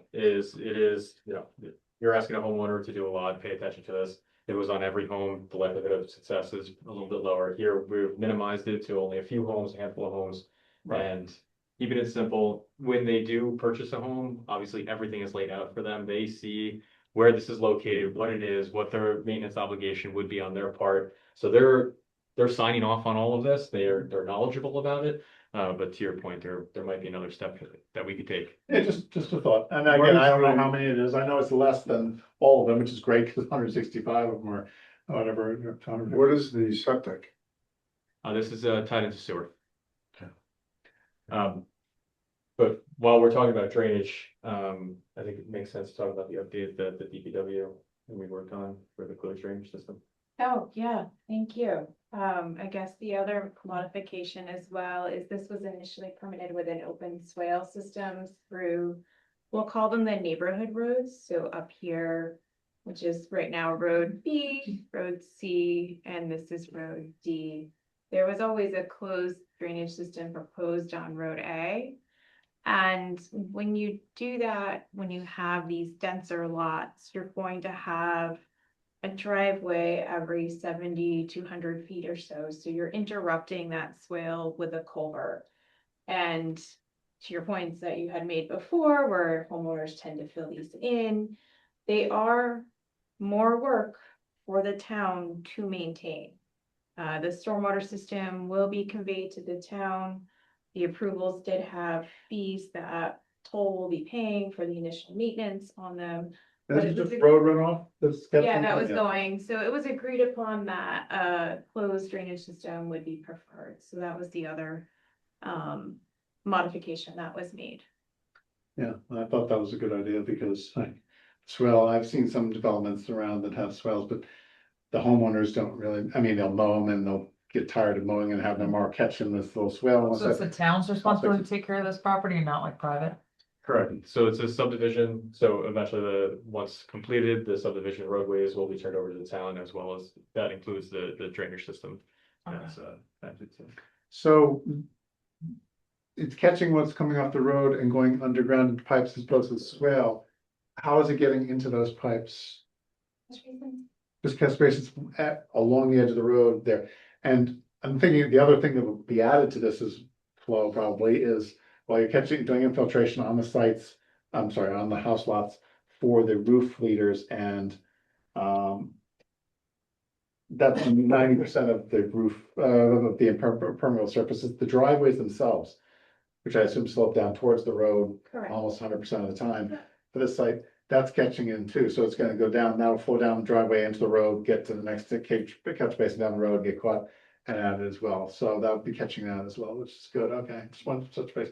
I assume on the upper end of the site, that's where Brian, you had mentioned that that's where you reached a sort of a limitation for, it wasn't the drain, it wasn't the blue area on the top there, it was the Pink area? well, yeah, it was different color for back we talked about, but it was basically just being regraded because it pitches up. Correct. So was that the limitation for for that drainage basin at the top there, because you're basically going into a hillside, you can't make it bigger? Yeah, well, there is a big cut there, so I mean, this was introduced as additional disturbance to make sure that we had protective swales along the back of the homes. Right. You just don't want water sheeting directly towards a house, a home. That's how you get flooded basements. So that's what introduced that. The basin, I'm gonna flip, and it gives more right here. Yeah. And really, part of the limitation is the grading, but it's also the property itself. We Okay. aren't gonna go off site to. Yeah, the continuation of Mill Street goes right around that, hooks around that corner. A quick question. So where is the bottom of Mill Street? Currently? Yeah, on that plan there, roughly, it doesn't have to be exact, about there. Yeah. Okay. So I mean, So what is the traffic flow wise? Are they cutting off? I can't remember when the original proposal was done. Are they stopping traffic from in the future going up? Because businesses are on that Mill Street down to the very bottom of the hill there. They have to be able to go up and operate on Mill Street. What's to keep residents from going up Mill Street and using that as a means of exiting the site? Well, As opposed to the road that comes up behind Town Hall here and goes Walgreens. as part of this project, there was a separate municipal improvements project with the new roadway going behind Town Hall, Right. looping, connecting to Mill Street with sidewalk improvements. So that would be the main flow path, I believe. Up that road behind Town Hall. Yeah, Right, exactly. but is there a physical barrier so I'm stopping, when somebody comes out at the bottom down where Mill Street currently ends at the bottom there, it looks like it's connected with the road there, I can't tell exactly the details, maybe there isn't a through connection. Is there something that stops somebody from just driving up Mill Street, exiting the site from the bottom down there, as opposed to coming up the new road? That's my question, that wasn't part of the initial approval. So, meaning there isn't anything to stop. no. Yeah, I think think we just should- for, I know, well, they brought us, they pointed out Mill Street, I thought they had a court It cancer, but. looks like Road A drops right into Mill Street. yeah, It connects in and it connects down over to Mechanic Street. All right, well, as Here as has well. been pointed out, that's really a planning And- board question, I just Yeah. thought and there was a quick answer, but, Conditions have changed as part of this. Yeah. Refinement. okay, I'll look into it later, thanks. All right, anything else on, you covered the stormwater, you covered the swales, which is good, I'm glad you covered that, and the underground piping is an alternative. Anything else that you wanna? Okay, no, just a couple other points, just with the refinement of the regrading, it does allow for some expansion of one of the riverfront area, enrichment areas, so this is already previously disturbed. Within the open sand and gravel pit, that we can expand the restoration footprint within the riverfront area. And just as a reminder for this project, the open space is being conveyed deed and fee to the Conservation Commission, so that's about 36 acres, I believe. okay, thank you. What? What is that open space condition? Is it marsh? Is it? It's all the wetland systems in the abutting, riverfront area and buffer zones. There is some forested upland as well on the south end. You got the cemetery, to the south. You can see on this plan. Yeah, it's all wetland. Sorry, yeah, so it's largely coming through here. Vernal pools. Yep, and on the south end, there's a fair amount of just upland areas as well. Big computer.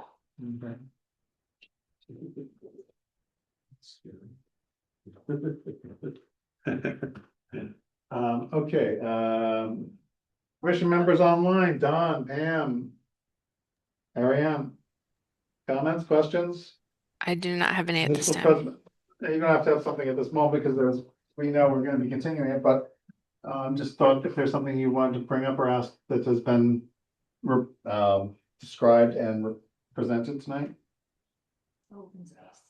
I think the one area that it doesn't have to be tonight, but for me in the future would be really understanding what's going on around the riverfront area. If I heard correctly, there's some plans to have some impact along some of the riverfront area. I'd like to better understand that and see if there are any options to minimize the impact. Okay. Yeah, I mean, I can answer a couple questions there. So when this was initially reviewed, I went through an extensive peer review by BSC Group, Matt Byrne, I believe. The riverfront area impacts that were approved we're under the cumulative 10% threshold.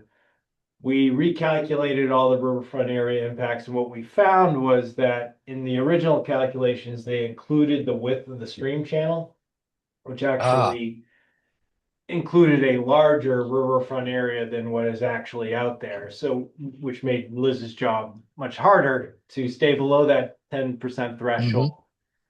But we've also, have reduced that square footage of riverfront area impacts through the refined regrading on the order of 2,300 square feet. I was trying to circle this. Isn't there a train track between you and the river? Oh, that central wetland system, Okay. is a perennial stream. It's an unnamed perennial stream, that flows into the Charles offsite. So that's where there is some minimal riverfront area impacts across from Charles River, but the majority of which is associated with that onsite. Can you go to G3? G3? No, this is R1. It's R1. Yeah. No.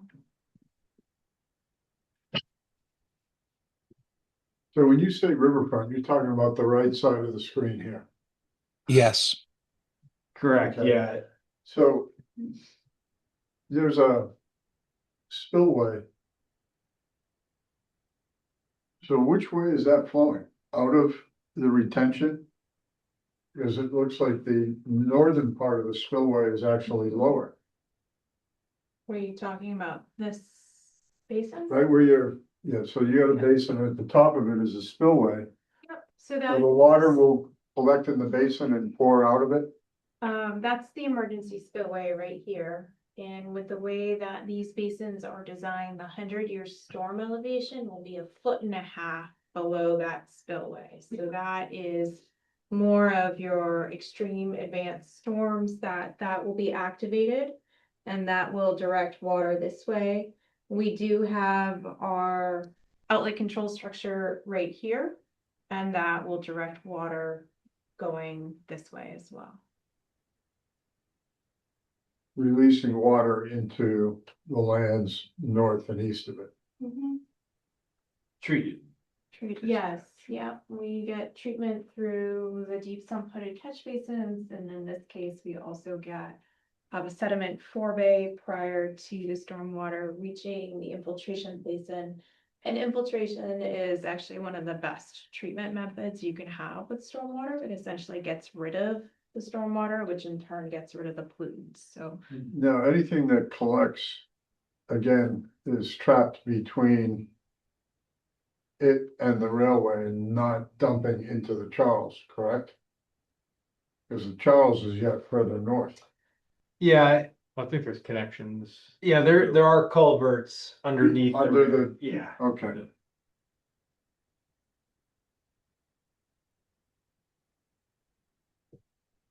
Donnie, we didn't see those.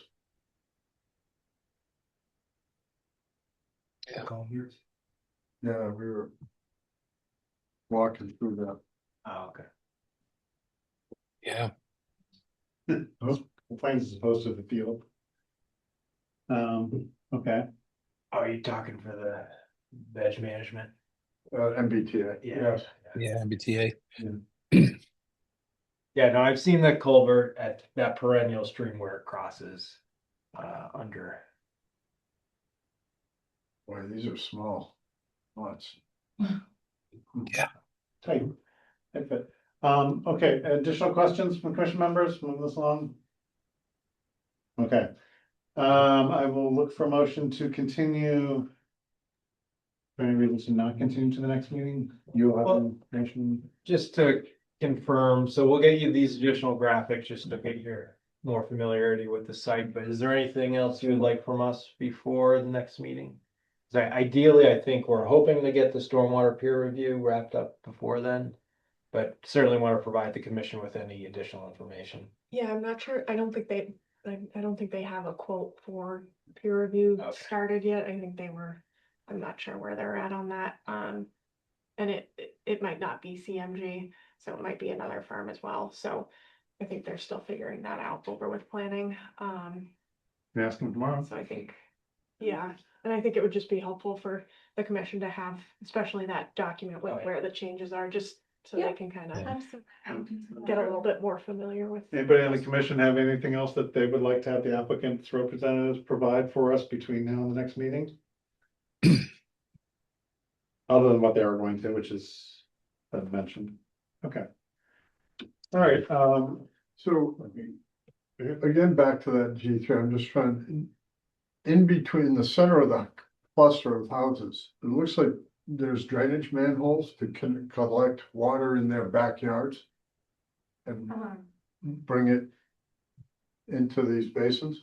So in the backyards, you're seeing two things. I'm seeing DMH 32.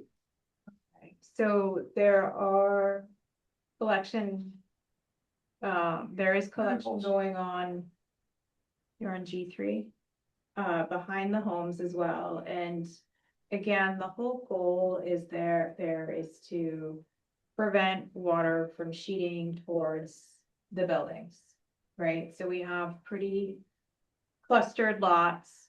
So there are a series of swales. In some cases, there are, oh, you're looking at also the cross-country drain as well.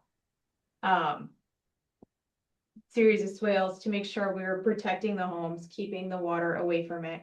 And then also where you're looking, there is a cross-country pipe that cuts through. That have open top drainage manholes in it. That, hang on, what sheet are you on? G3. Yeah, no. Those. I'm not sure. There's a black line that, Yep, so those aren't open grate, those are drain manholes. And that is taking stormwater from road A and conveying it across via an easement. These lots to go to the other basin as well. So you're not seeing open grate collection going on through the lots, you're seeing a pipe cutting through. okay, Yeah. Just every that's a closed system. turn Yeah. that you take on that drain line, you want to be able to have a manhole to clean it out. So as these people fertilize their yard, we're not dumping a bunch of nitrogen into the wetlands. No, there's a lid on Right. it. There's a drain or manhole with a manhole cover on it versus a grate. And this is something that was included in the approved design as well. The only modifications we made here was to realign the pipe to follow some of the lot adjustments we had made. given the number of these in people's backyards and so forth, they're all kid-proof, so, you know, if son, hey, let's see, we explore it down the hole. So it is about 200 pounds. I usually bring a buddy when I need to. You get bored. Okay, no, that's fine. I'm not outside Let's get that playing. answer for free. And this, Okay, this is all included within the stormwater O&M plan. Okay. get proof those manholes, okay. So that answers Steve's question. Anybody else on the commission have any other points, questions before we look for a motion? Okay, hearing none, I'll look for a motion to continue this order of conditions amendment requests to the evening of March 11th. So moved. Second, anybody? Want to keep moving along? Second. Thanks, He Steve. was trying to give Don a Okay. chance. I know, he tried, Don, you know. Notice how Okay, he held so- off. Roll call vote, Ariane, Aye. Steve, Don, Aye. Nicole, Aye. Pam. Aye. Aye, great, thank you, Nancy. Thank you, gentlemen and lady, I Thank you. appreciate your time tonight, and we'll look forward to seeing you on the 11th, travel safe. Thank you all. Thank you. We'll get the information between now and then, thank you. Maybe we'll see flowers before then. Who knows?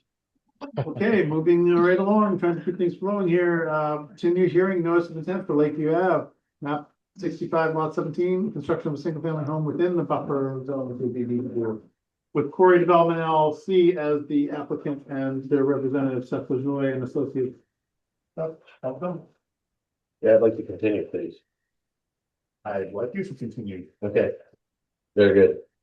But can you tell us there is some prospect of it? There is, I just haven't gotten to finishing up, finalizing the design yet. On On, board side? no, on Board of Health side and, Okay. yeah, and conservation side. Have you been continued with anybody else planning board or anybody else? Just Board of Health at this. Okay, are you going to planning board tomorrow? No. I'm not going, Okay. I don't have, it You doesn't don't have to. require going to planning board. I didn't think so, but I wanted to make sure. Yep. Okay, so it's us and health. Okay.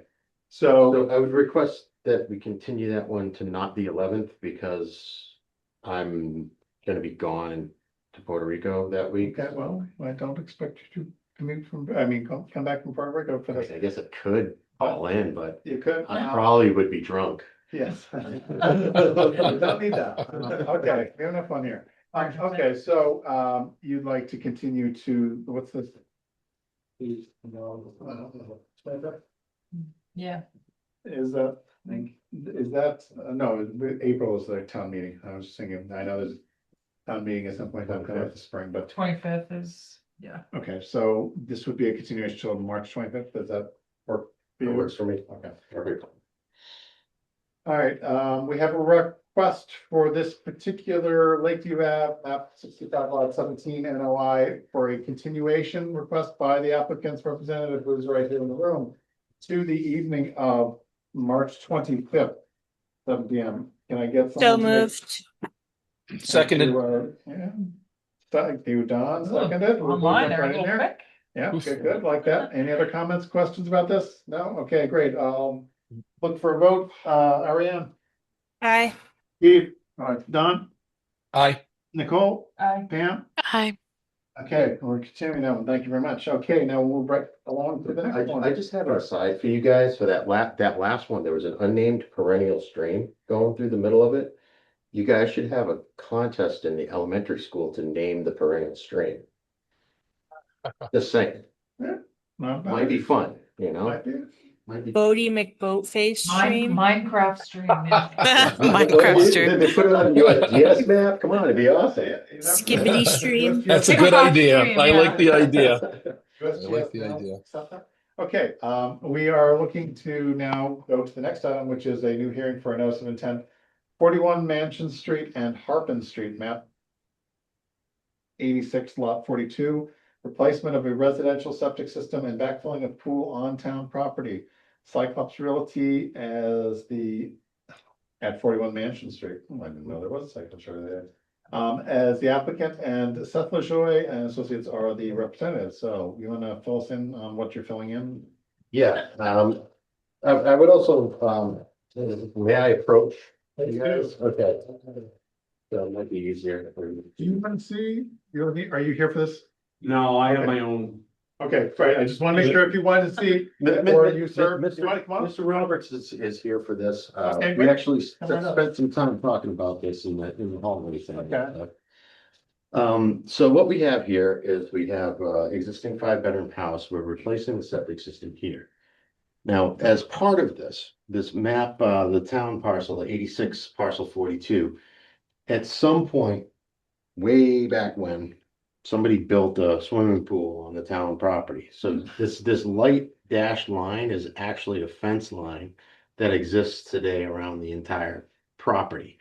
So as part of this overall construction of the septic system here, we're gonna remove the pool and backfill it and just To grade level. allow it to naturalize as part of this. So Mr. Roberts has been gracious enough to verbally allow, now correct me if I'm wrong, but it verbally allow us to access the site this way over his property. So that way we don't have to take any trees down or anything, come in this way For the or members online, they're talking about coming in off of Archer Street, off of Archer Street. where the Correct. pointer is, the black pointed out is about, or arrow is at the sort of. Yeah, Center of the that street. temporary benchmark Yep. is approximately where we'd be coming in, correct? Okay. as part of this, I know that one of the things that Mr. Roberts brought up to me was to make sure that the roadway itself doesn't get damaged. And I know that I've worked with consummate professionals, and they have plates, metal plates that they can put down to prevent any damage to the berms or to the pavement itself. And also the applicant is Josh Harris Landscapes. He has ensured that he has insured everybody that he would replace any damage to the lawn or anything like that. There's a fence there. correct? There is a fence that would have to There- be taken down, but it is our fence. So the intent of this is to come in, do the work here on the town property, put these tanks in and work our way out. So that, The you know, leach field's last thing you said. leach field would definitely be the last thing, and since there's nobody living in this property right now, it's not. Just to put, because I was talking to Hannah about this, looking at the location from the locus and so forth. As you turn in to go to South School and building and so forth, off of 126. The road goes in and you bear to the left to go to the school. This is an immediate right. Correct. And is it the first house on the right? On the left. So across the street, basically, where you would turn left or right, it's going to be. Yeah, you come in and then the house is on the left here. See So this you, here? That's where the fields are, come on 126. Yeah. Yeah, so this is, what I'm saying is. To if be you- this gentleman's property right here. Yeah, They can gotta you, come in that way. so if you're coming in and That's if great. you're turning to the left to go on, stay on Harpin Street, what I'm saying is. This is to the right instead. it's to the right, Yes, correct. got you, okay, so I was saying, and Archer Street, I wasn't familiar with Archer, so now I'm seeing that on a geo map, which is helpful, okay. That's helpful, so yeah. As far as I know, there's only two houses on Mansion Street. Could be, I never turned right down Main Street, and I know that the lot that shows on this geo map is old, is totally cleared, right? It's growing back now. Oh, yeah, it's going back in, because I don't know if I thought that for some reason that was in the area, because that town property is That's across the the. BBW. Road and the With the pole, pole, yeah. Okay, great, all right, Is so. this 41 a single family or two family? This is the same. Present. Right, present. There's no one living there. It is. Okay. Crazy how they built that pool right in the town. I would like to just note that we do need written permission from the abutter Abutters, that you are allowed to access. Mhm. Right, we do like to make sure, just in case something comes up later, that, well, verbal agreement is great. That was a statement that he and I was discussing Yeah. prior to this, because it being utilizing the town road of Archer Street. That's a light duty road, from my understanding. It's not for heavy use, Right. heavy tonnage. So that's the reason why I'm here, is to make sure that the DPW and this gentleman here and his contractors understand that there could be damage done to the blacktop that's just been installed after 50-some years. Yeah. So That makes sense. the culvert itself is an old culvert, so I don't need him falling to get stuck in there with a large truck bringing gravel or sand or dirt into the property. Mhm. In reference to taking any dirt out, I don't know what they're doing with that. I haven't discussed that. I'm just looking at the interest of Traffic coming and going. traffic going in that direction. Mhm. All right, to make sure that he understands that his group would have to have proper insurance to support the backing to pay the town or restoration of the property that he's. Yeah, do we have something on file that we've already requested for something similar to this, where we've had a abutter or a property owner who's providing access for whether it's a developer, contractor, or the town or something? At the same token, with that, we discussed briefly this evening about the ability of how long it's going to take. Right.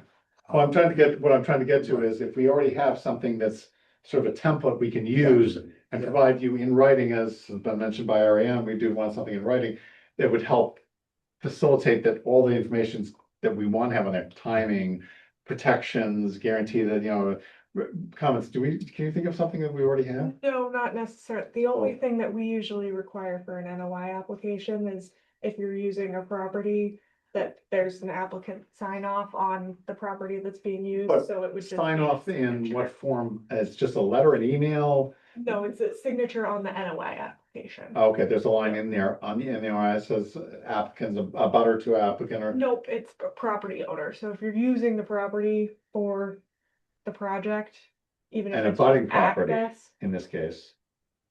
Even if, okay, I was So gonna say, we're going over Mr. Roberts, a corner of Mr. Roberts' property to access in the least disruptive way possible, if we were going to wetlands.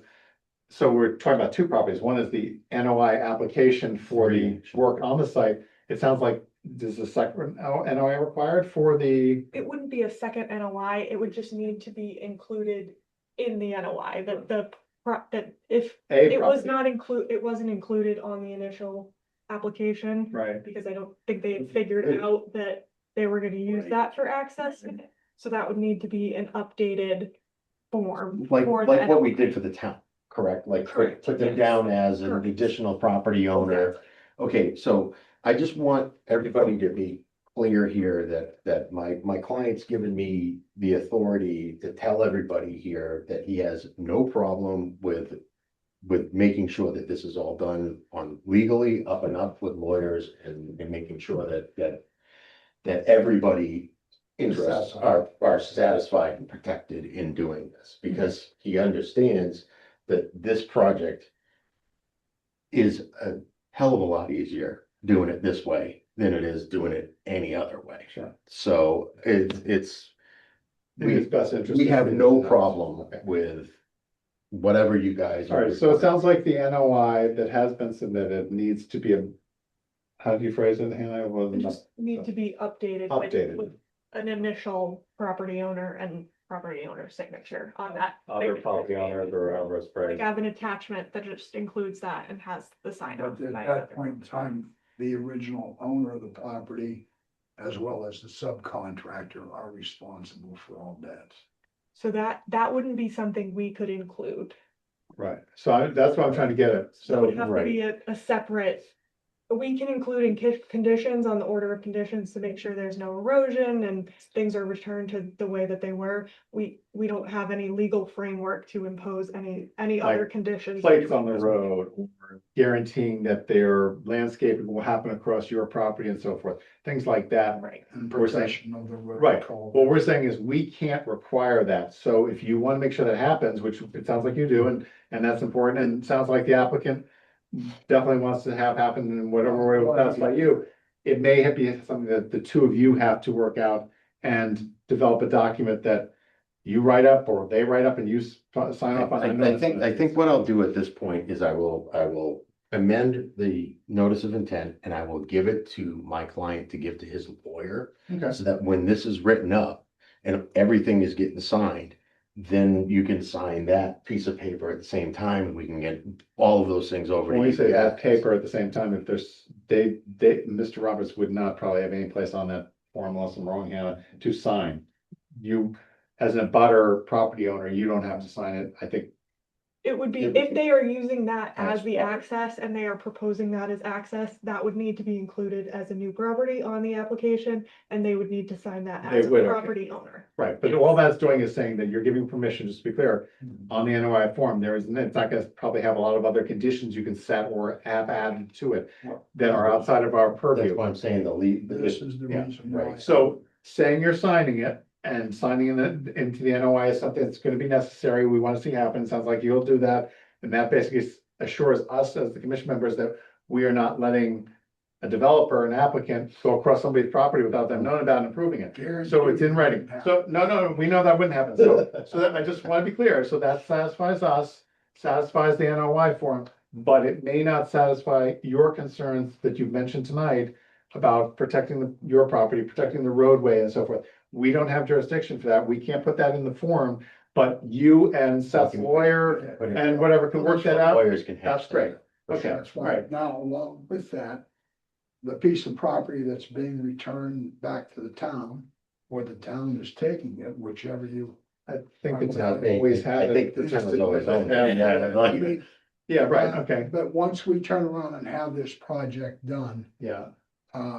his property line has to be reinforced again on that section to say that there will be no usage. When you say reinforced, you talk about having a post put up there with a sign indicating, do not go beyond this point, or are you talking about resurveying the property? The property basically understood who belongs to what. Oh, So I think what don't- the applicant is going to do, actually, I know this is what his intent is to remove this fence.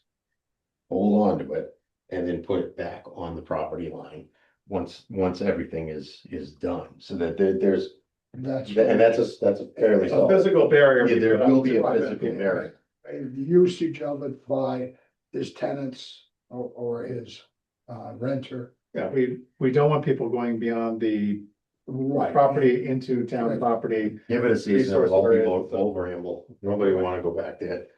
But you're saying that pool is not used?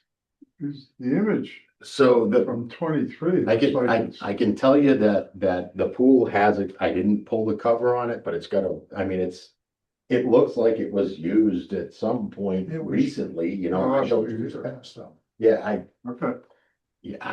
I have no, Do you own that property? No, I don't own that property. I The own town does. 70. He's right here. No, I assumed that. I just thought you might have owned both of them. No, sir.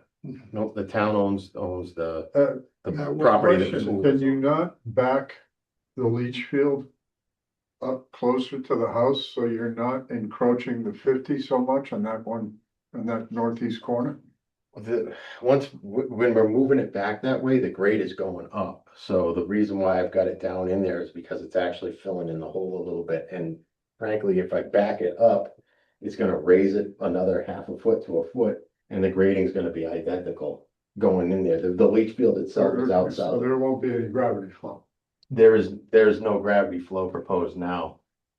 It's actually a pump chamber.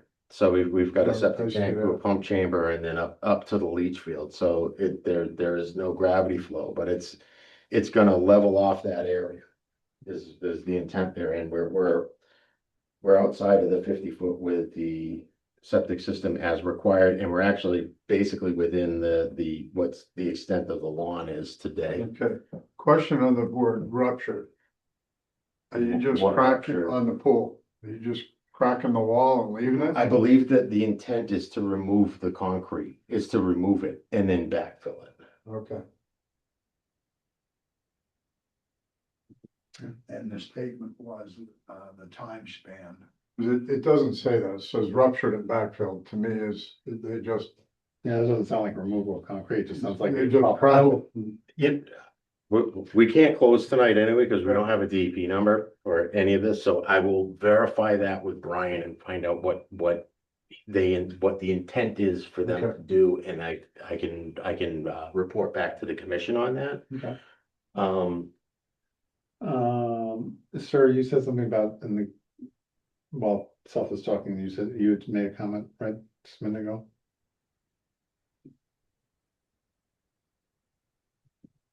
I know, I was thinking, I was listening to stuff, so I just heard you speaking, and I didn't want to give you a chance to say it again, because I do flap my gums a lot. I'll pass. I don't. Okay, all right. So, The main reason I'm here is to try to make sure that we're protecting the blacktop on Archer Street. okay. It might sound stupid, but we just got it there. Sounds like we were waiting a while. Yeah. The idea, 30 years for the idea also is to make sure that if something does happen, we have the ability to have it repaired at their cost. Right. I do not wish to pay for it because I gave my permission to have somebody drive over my yard. But again, this is something that the Right. lawyers will. That's their problem. Yeah, this is, All right, as long as you understand our limitations and our But, restrictions. Okay. at the same time, I mean, he's made the statement that, it'll be a redesign on the fencing, so it protects, the usage, possible usage for a non-park means. Mhm. Right. Town So- property. Yeah, Correct. Right. Which, by the way, I can put a note on the plan to such an effect that the fence will be replaced along the property line. So That's- that way, These bosses here That would be desirable, and we do have the jurisdiction to speak on that because, to make sure that's an order of conditions, because it is in the buffer. it is in the buffer zone and it's resource area, immediately beyond that it's town owned, so that is in our jurisdiction, and when the pool is filled in, the fence line being replaced along the property line will be, I think, something we want to make sure is in the order of conditions. And as I've stated before, that was the intent all along. It's just not specifically spelled out here, so I'll make sure that it is. That can be And added. at the same token, the other item that I was speaking about is time lapse. Oh, that's what it is, time. Time lapse is starting construction to finish a construction. Mhm. We Okay, don't, well, we usually ask applicants when they would like to or plan to start, but we rarely, other than plantings, ever dictate I that. can tell you that Brian, working with Brian Cook for years, I have never seen him take longer than a week except maybe under very extenuating circumstances. So I would say that with this, if they run into something crazy here, it might take them a little bit longer, maybe 2 weeks, but it's not gonna be months. You know, I mean, it's a something we quick do, at process. this point in time, unless a commission member has a particular concern about that, we don't dictate that usually as part of the order of I fully conditions. understand that, but I, as the person allowing him to do contract work, Sure. I don't wish to have the entire end of the street tied up. Mhm. And that's certainly something between the two of Which you. again is something, absolutely something that Conditions, right, we can't regulate that you that, can, but you can condition it with the other conditions. Very good. You know? I respect your concerns. What starts out as a good gesture will Right. No good deed upset goes your- unpunished. upset your neighbors, and you'll be the blame for it. Exactly. Okay, commission members online, Ariane, Don, Sam, any other comments, questions from what you've overheard / seen? Nope, nothing for me.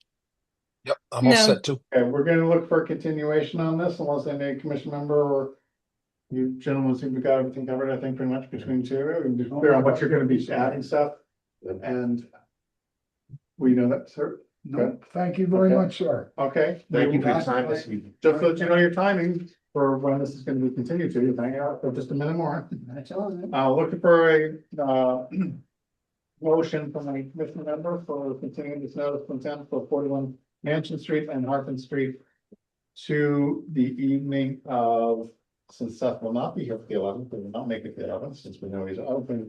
But I have presented this, so you could continue it to the 11th, I believe, because we're supposed to be getting we haven't gotten a DP on this.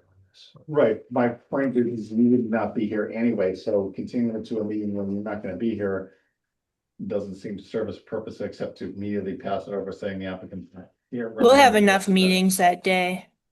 Yeah, Yeah. you're looking puzzled or something. No, I'm thinking, just waiting. I'm thinking, I was thinking. I'm just gonna recommend we continue till the 25th, when you will be back in That's fine, town. we can. I mean, we're talking about 2 more weeks, and certainly nothing's gonna be happening in the winter time for any of us anyway.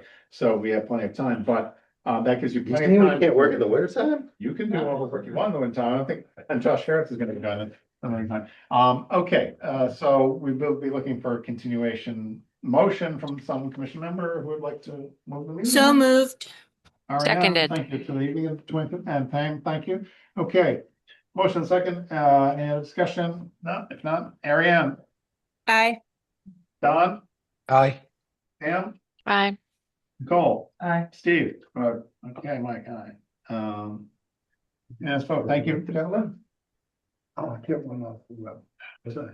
No, that's what I'm saying. That's no problem for most phenomenon. That'd be first. It's Yeah, good. all we got. Okay. All right, thank you for Thank your you, time. gentlemen. Have a nice night. Thank you. Sorry for my. Thank you. Sorry for my telephone interruption. No problem, that's fine, that's fine. Thank you. Is that a red light or a reflection? That's a red light.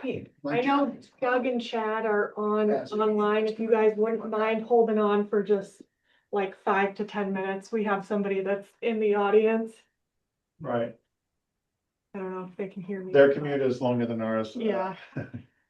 Sir, come right up. Yeah, please. Um, So just identify yourself, please, and tell us what you're here for. Hi, I'm Paul McDermott. I received a letter a month or two ago from Hannah, actually, about a order of conditions, is that correct? On my property, I bought it end of Duhamel Way. Okay. I bought it in end of 2001, I believe. And I honestly didn't know there was one of these attached to the property, but so now I understand what it is and I'm trying to get it resolved, but and Hannah did explain to me the general process.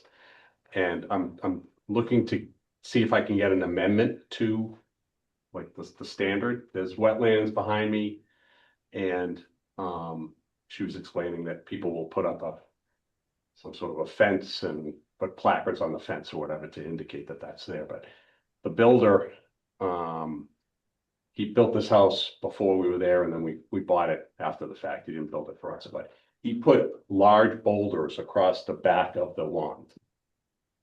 Like some of them are half the size of this table. So it's a pretty clear demarcation of the lawn and then the rocks and then the woods behind that. And what's the address, sir? 3 Duhamel. Duhamel. Duhamel. How do you spell that? Duhamel. Go ahead. And so just from the as-built, I went from the back of the foundation of the house to the wetlands is about 124 feet.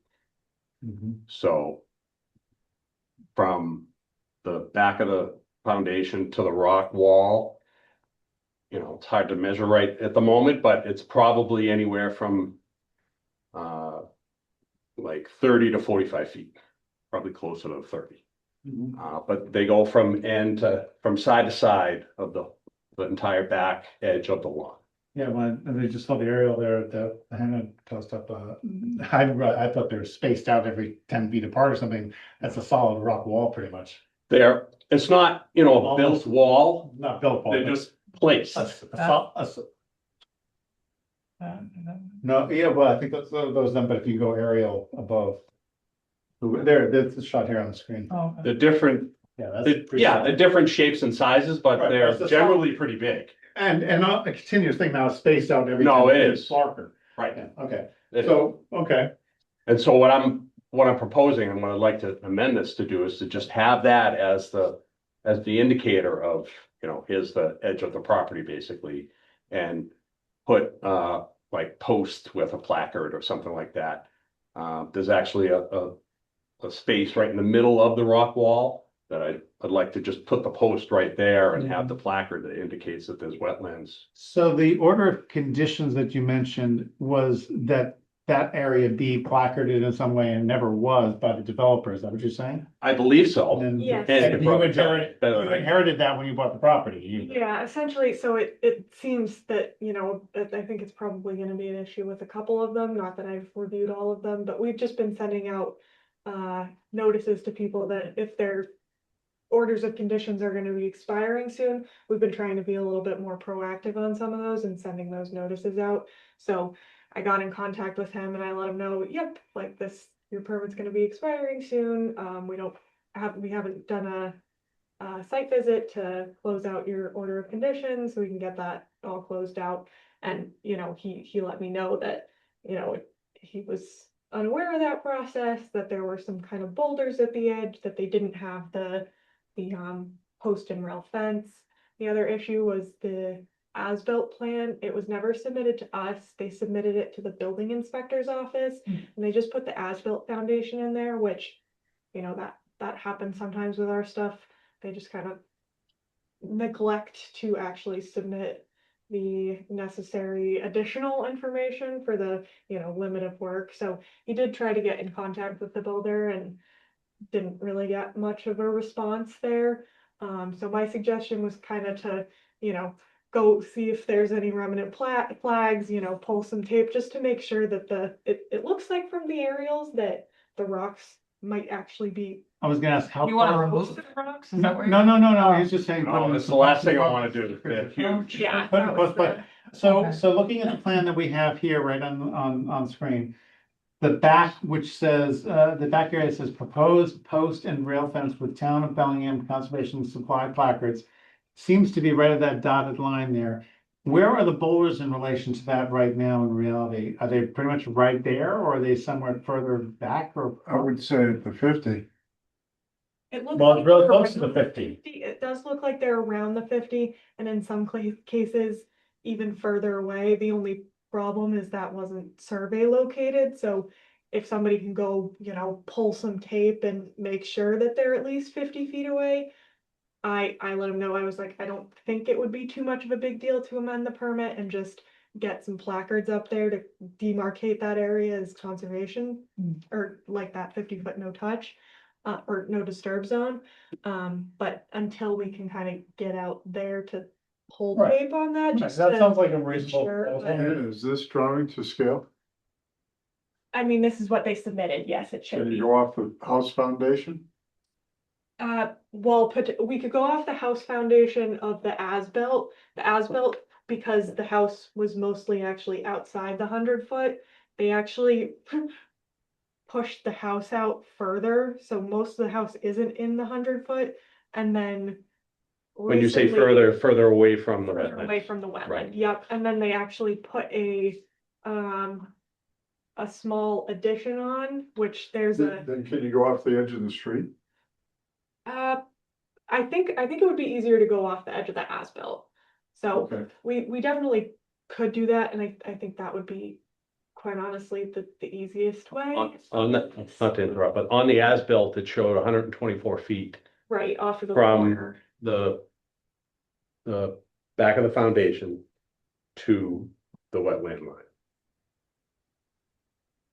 And somewhere between that 124 feet and your house is the rocks / where we'd like to ideally just put posts up in front with placards on them if it's close enough to be. Exactly, and I haven't measured it specifically, but just the distance of it, a pace of mine is a yard, it's 10 to 15 paces from the back of the house. So I think there's a lot of wiggle room there for that 50-foot buffer. Well, the other thing is timing wise, when is this order of conditions expire? Well, that was the other thing. I wanted to see if I could get an extension on it too, because I just found out about it. Right. And it's gonna end in April, right? Yeah, I Well, that's believe what it we was say. April. If the snow hasn't It's melted, you April. can't get good measurements.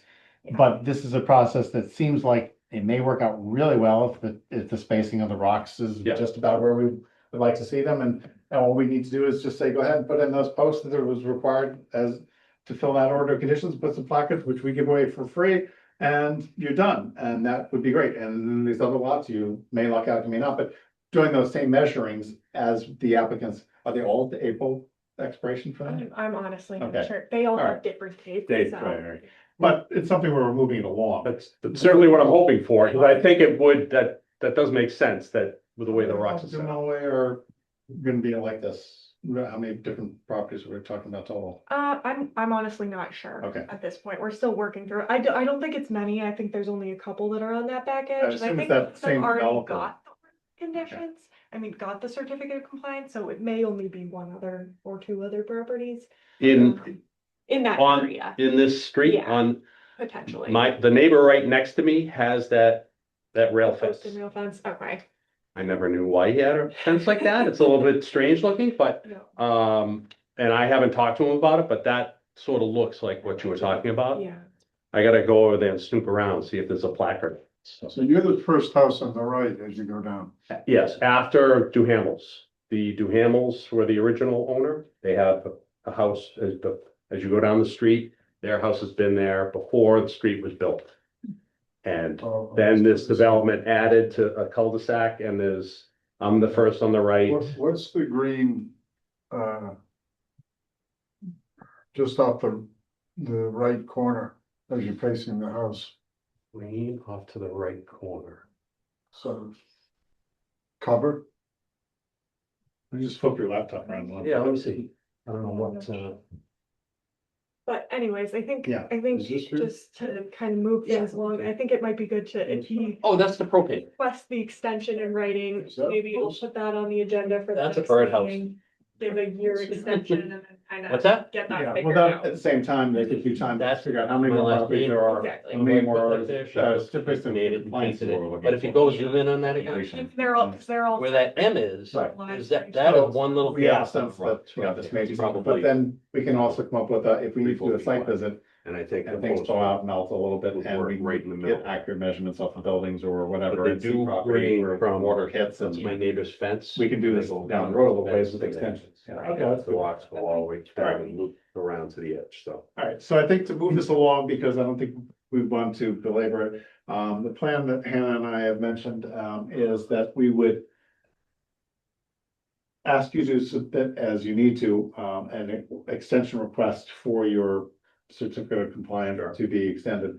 We'll probably allow for a year or something like that. In the meantime, that gives us time to get the weather to improve, so we can do a site visit if we need to get some more accurate measurements. Hannah has time then to also take a look for the commission's reference.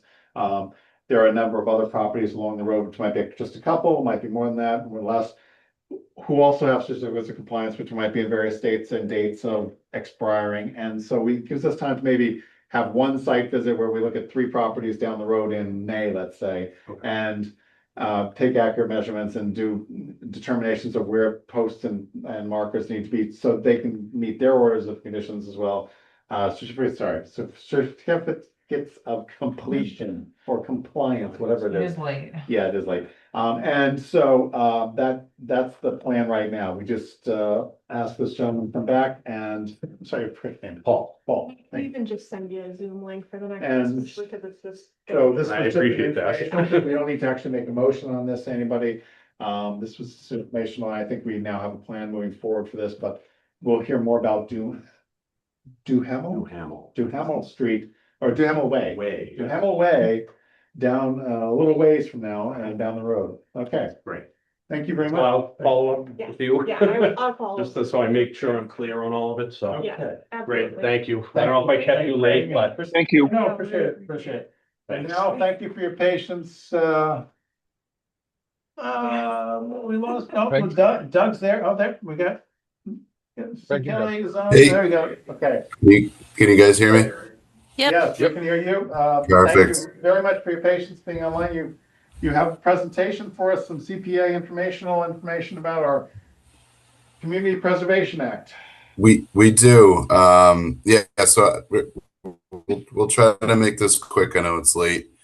But yeah, Chad and I have been kind of spearheading the hopeful adoption of the Community Preservation Act in Bellingham.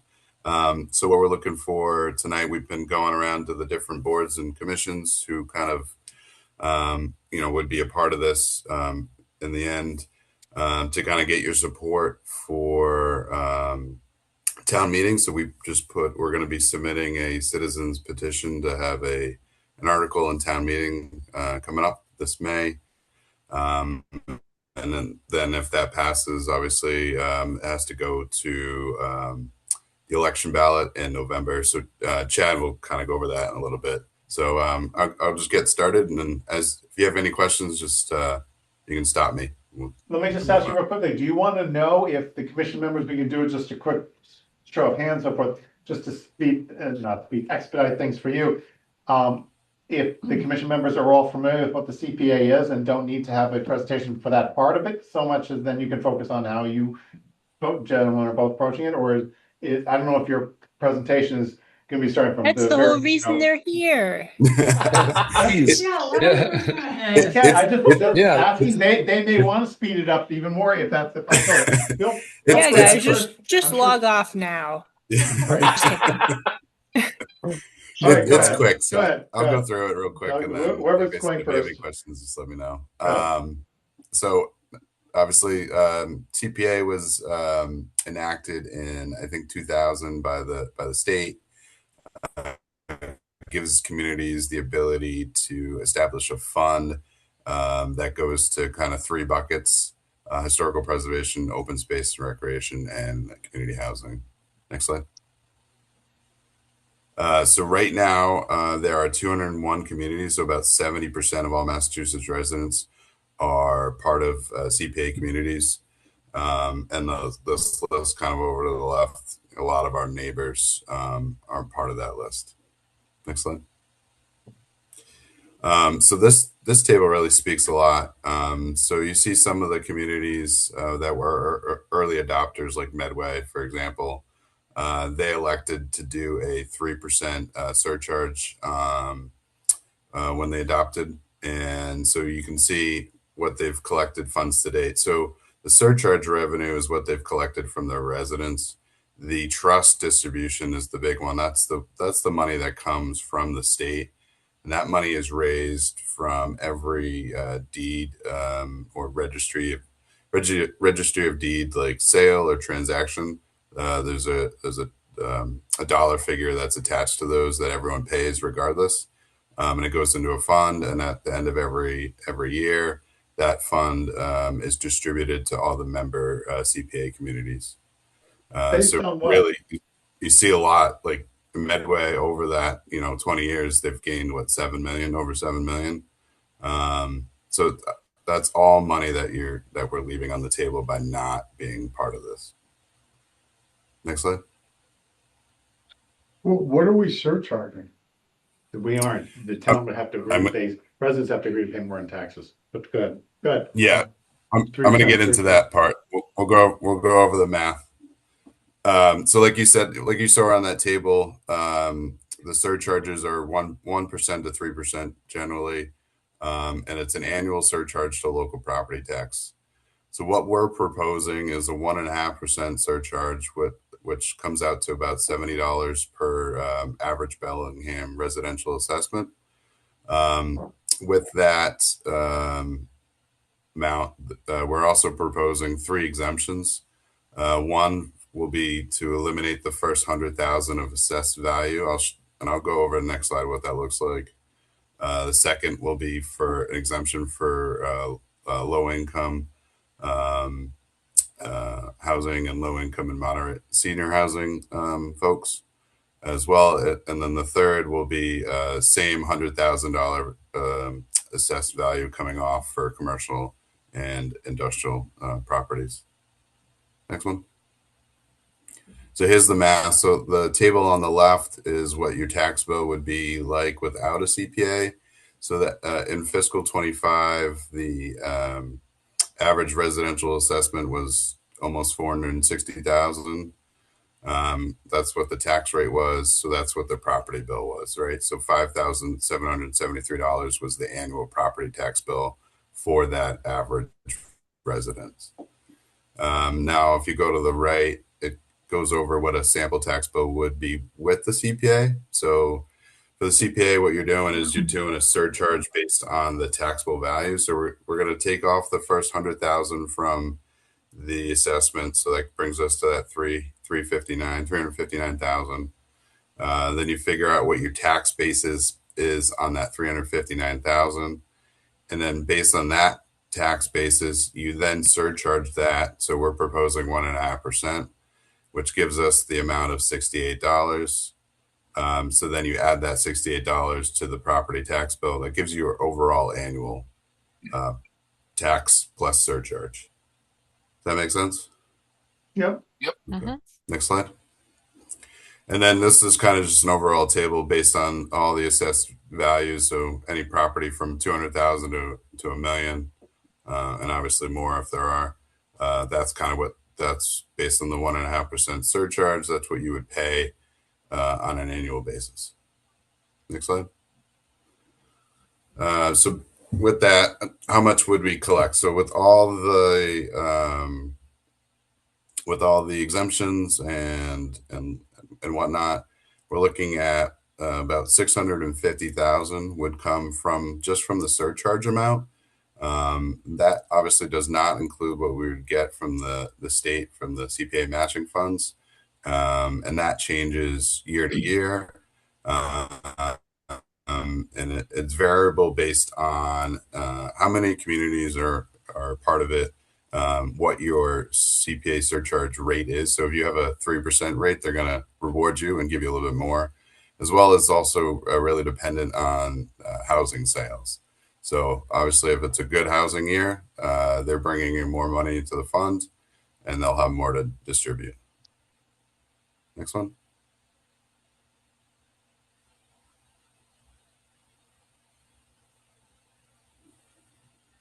Chad, you're up.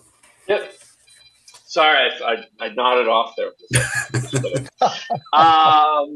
So what's the difference between CPA and sand taxes? So outside of reading this is really earmarked for specific buckets, as Doug said in the beginning.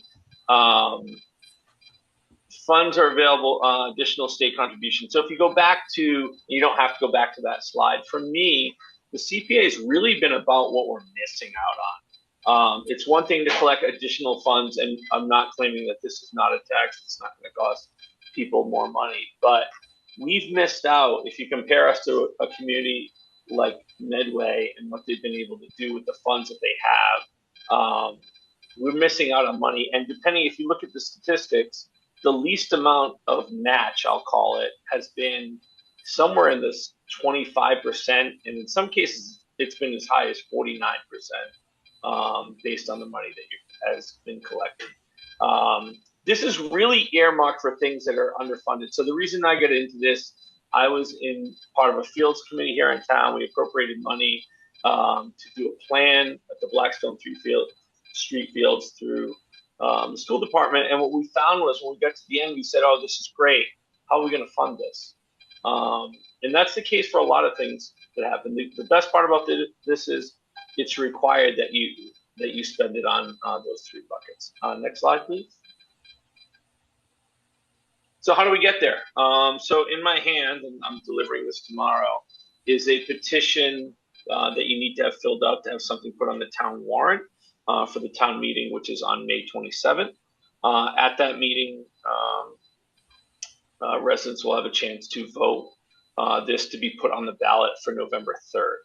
Now, if it does pass, we have to form a CPA ballot question committee, Secretary of State, etc. But if it doesn't pass through town meeting, and we do expect it will, because it's just allowing people to vote on this, we still have the option to go through a citizen's petition to also put on the ballot. So there's multiple ways to get that done. So then let's say it does pass town meeting, it goes to the ballot election on November 3rd, and it passes, then we would form a CPA committee. So that CPA committee would actually start being able to collect funds in July and start getting, of 2027, start getting matching funds from the state in 2028. So next slide, I think it has it on here. So how is it managed? I got one point too to add. So the CPA committee is made up of different stakeholders within the community, and a member of Conservation Commission would be one of those, I believe. Yeah, and I had brought up just kind of on my own time here while I had a few minutes, brought up, for instance, what Medway has on there. There's multiple citizens at large, someone from conservation, someone from historical, someone from the Parks Committee, someone from the Open Space Committee. I am the chairperson of the Open Space Committee. Someone from affordable housing. So there's multiple members on that, and it's not just one person making that decision. Once they do have the funds, the CPA committee, in conjunction with the town, so this is not unlike other funds that we would have in town, it would also have to be voted on at the annual town meeting. So where does the money go? So you are required to spend 10% on all three of those buckets. You see historic preservation, open space, and recreation, and affordable housing. But it gives you a lot of flexibility. If you have a project that you really want to focus on in one of those three buckets, you're allowed to kind of focus most of the money into that. State matching funds, again, this is the part we're missing out. We have been missing out on for over 20 years at this point. Getting anywhere from 25 to 49% back on money that we've assessed to the members of the town. Next slide. How are managed funds managed? Again, it does. They do have to go through an approval process that involves the town meeting, which I mentioned before. But we control the funds from the CPA. There isn't a different organization in the state that controls this. Once we get the funds, we decide, as long as it falls within those three buckets, and we allocate at least 10% to each one of those buckets, then we are in compliance with that. Next slide, please. So alignment with open space. So this is obviously near and dear to me, being a chairman of the open space and recreation plan, and I would think this would fall right within conservation. I feel like we're preaching to the choir here a little bit. We have found in looking at our open spaces and creating our recreation plan that yes, there are some things that we need to repair and some things to maintain and enhance. But there are some things that require more than just a group of people on a Saturday going to a trail to pick things up. So for us to be able to do some of those projects would be great. Again, if we had the funds to do that. Next slide, please. So if you did, so we did as part of our master, as part of our assessment of all of our open spaces, we found some glaring needs as far as different spots in town. So if you look at Stallbrook, if you looked at the Blackstone Street Fields, we had a master plan again. I mentioned that earlier, but there's been talk of dog parks, trails, and I think for conservation, probably the biggest one is land acquisition to be able to preserve some of the open spaces that we already have. Next slide, please. Historic preservation. So I met with the historic commission. Right now, if you ask them, the number one thing that they would like to finance, it would probably be to restore an old fire truck that has a great deal of historical significance to the town of Bellingham. You can also use this. You see historical preservation, but so the old town hall, I believe, would qualify. In some towns, they've redone the roof or done work to an existing building in town and saved them money on the other side, so they didn't have to put that as part of their regular budget. Next slide, please. And affordable housing. So Doug and I met, a couple weeks ago, I guess at this point, with our housing authority, and we actually have plans to meet with the members of the Depot Street facility as well, with the residents there. But it allows us in affordable housing to do some things that maybe in the past we haven't been able to do. Maybe create some more some senior housing. I know there was a lot of talk at our meeting a couple weeks ago, and providing first floor access to folks who are looking for that. Next slide.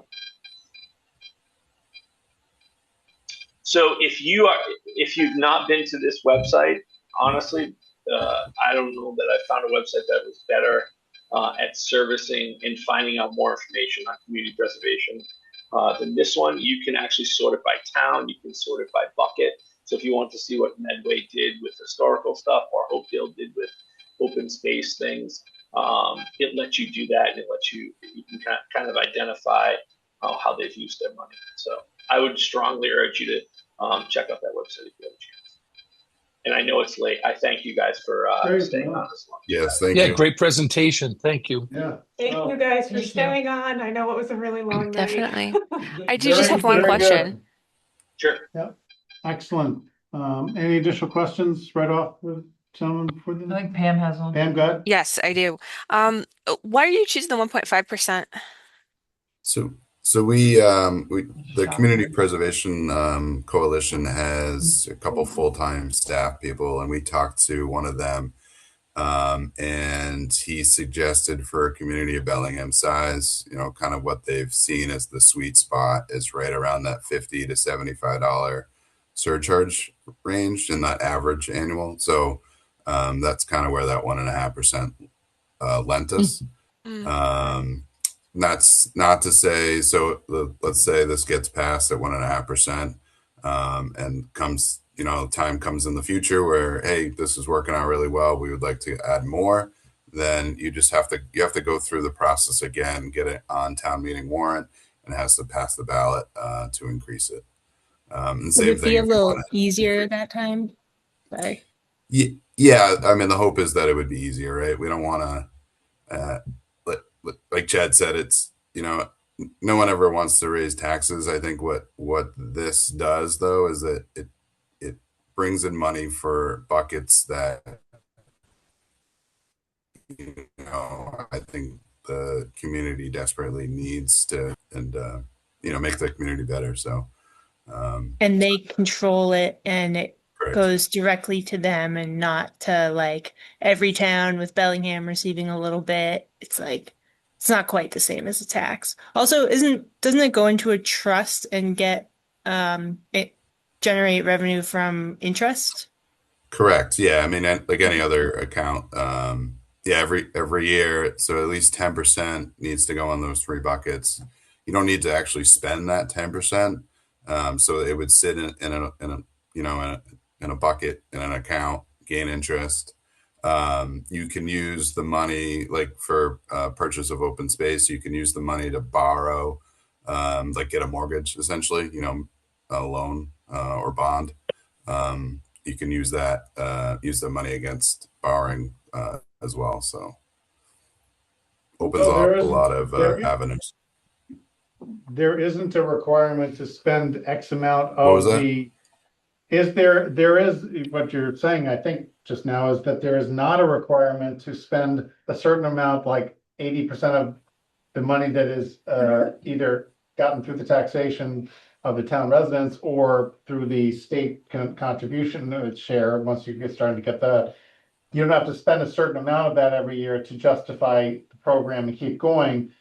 And so if you're gonna save up money, let's say for a big land purchase, which may take 2 or 3 years worth of that level of income coming in for the CPA to get to your target mark, and you've got an agreement to somebody that's gonna be willing to sell a nice piece of property, great for recreation or something to the town, but and they're willing to hold off. That's acceptable. You don't have to spend a certain amount per year. Correct. Yep. You don't need to spend a certain amount per year. But I think as a selling point to residents in town, because I know the CPA has come up in the past, I think, and you guys would know better than me, this selling any kind of tax increase, even $60 on your tax bill for your property, for some residents will be a no-go, no matter Yep. what you say. $5 would be too much. Others Yep. would be much more reasonable, and certainly recruiting for recreational projects, a bunch of town teens, Teens, and or Yep. teams, Teams, to show up at a town meeting to be chanting and cheering, and a group of seniors who might have a representative or two stand up and say how it would be great to have something like this in town to help with affordable, housing for them, and somebody else for some historic association that might get a little sympathy for town people that show up at these. I mean, so I've been to 30 years worth of town meetings and seen all sorts of things go one way versus another way, but when it comes to anybody mentioning the T word, Yes. it's a tough sell. So I'm sure that recruiting for this effort, even the May one, which you, as you said, you think should go forward because it's just giving people permission, if it's to vote on this down the road in the November meeting, before it would be approved, and then anything could start with any kind of taxation. Once people hear the word taxation in May, they may just be, oh no, we may not do this. And No, suddenly you're exactly right, and that's the biggest reason why we've been going every I think it's commission a great and board idea for and you trying to guys get the doing word this. out there and the support. Yeah, we Yeah. realize. Yeah, and we have. I mean, Doug and I have already begun planning as far as the political side of this, I guess you could say, and getting support for it. So Right. that's actually the next stage. So after I drop this off tomorrow with the town clerk, the citizens petition, the next step for us is to, and we've done it by word of mouth, but it'll be a more concerted effort to get bodies there. I think they're already. So are you saying, Chad, that you're dropping the petition off at town clerk's office for us to sign as well as other people? No. Oh. It just has to be. You have to have 10 signatures, Doug. We have 20, but Okay. So you're just to dropping have off it put fill on the out, on the or- warrant. okay. Yeah, you guys don't have to fill out anything. No, I'm Gotcha, dropping that off right. tomorrow.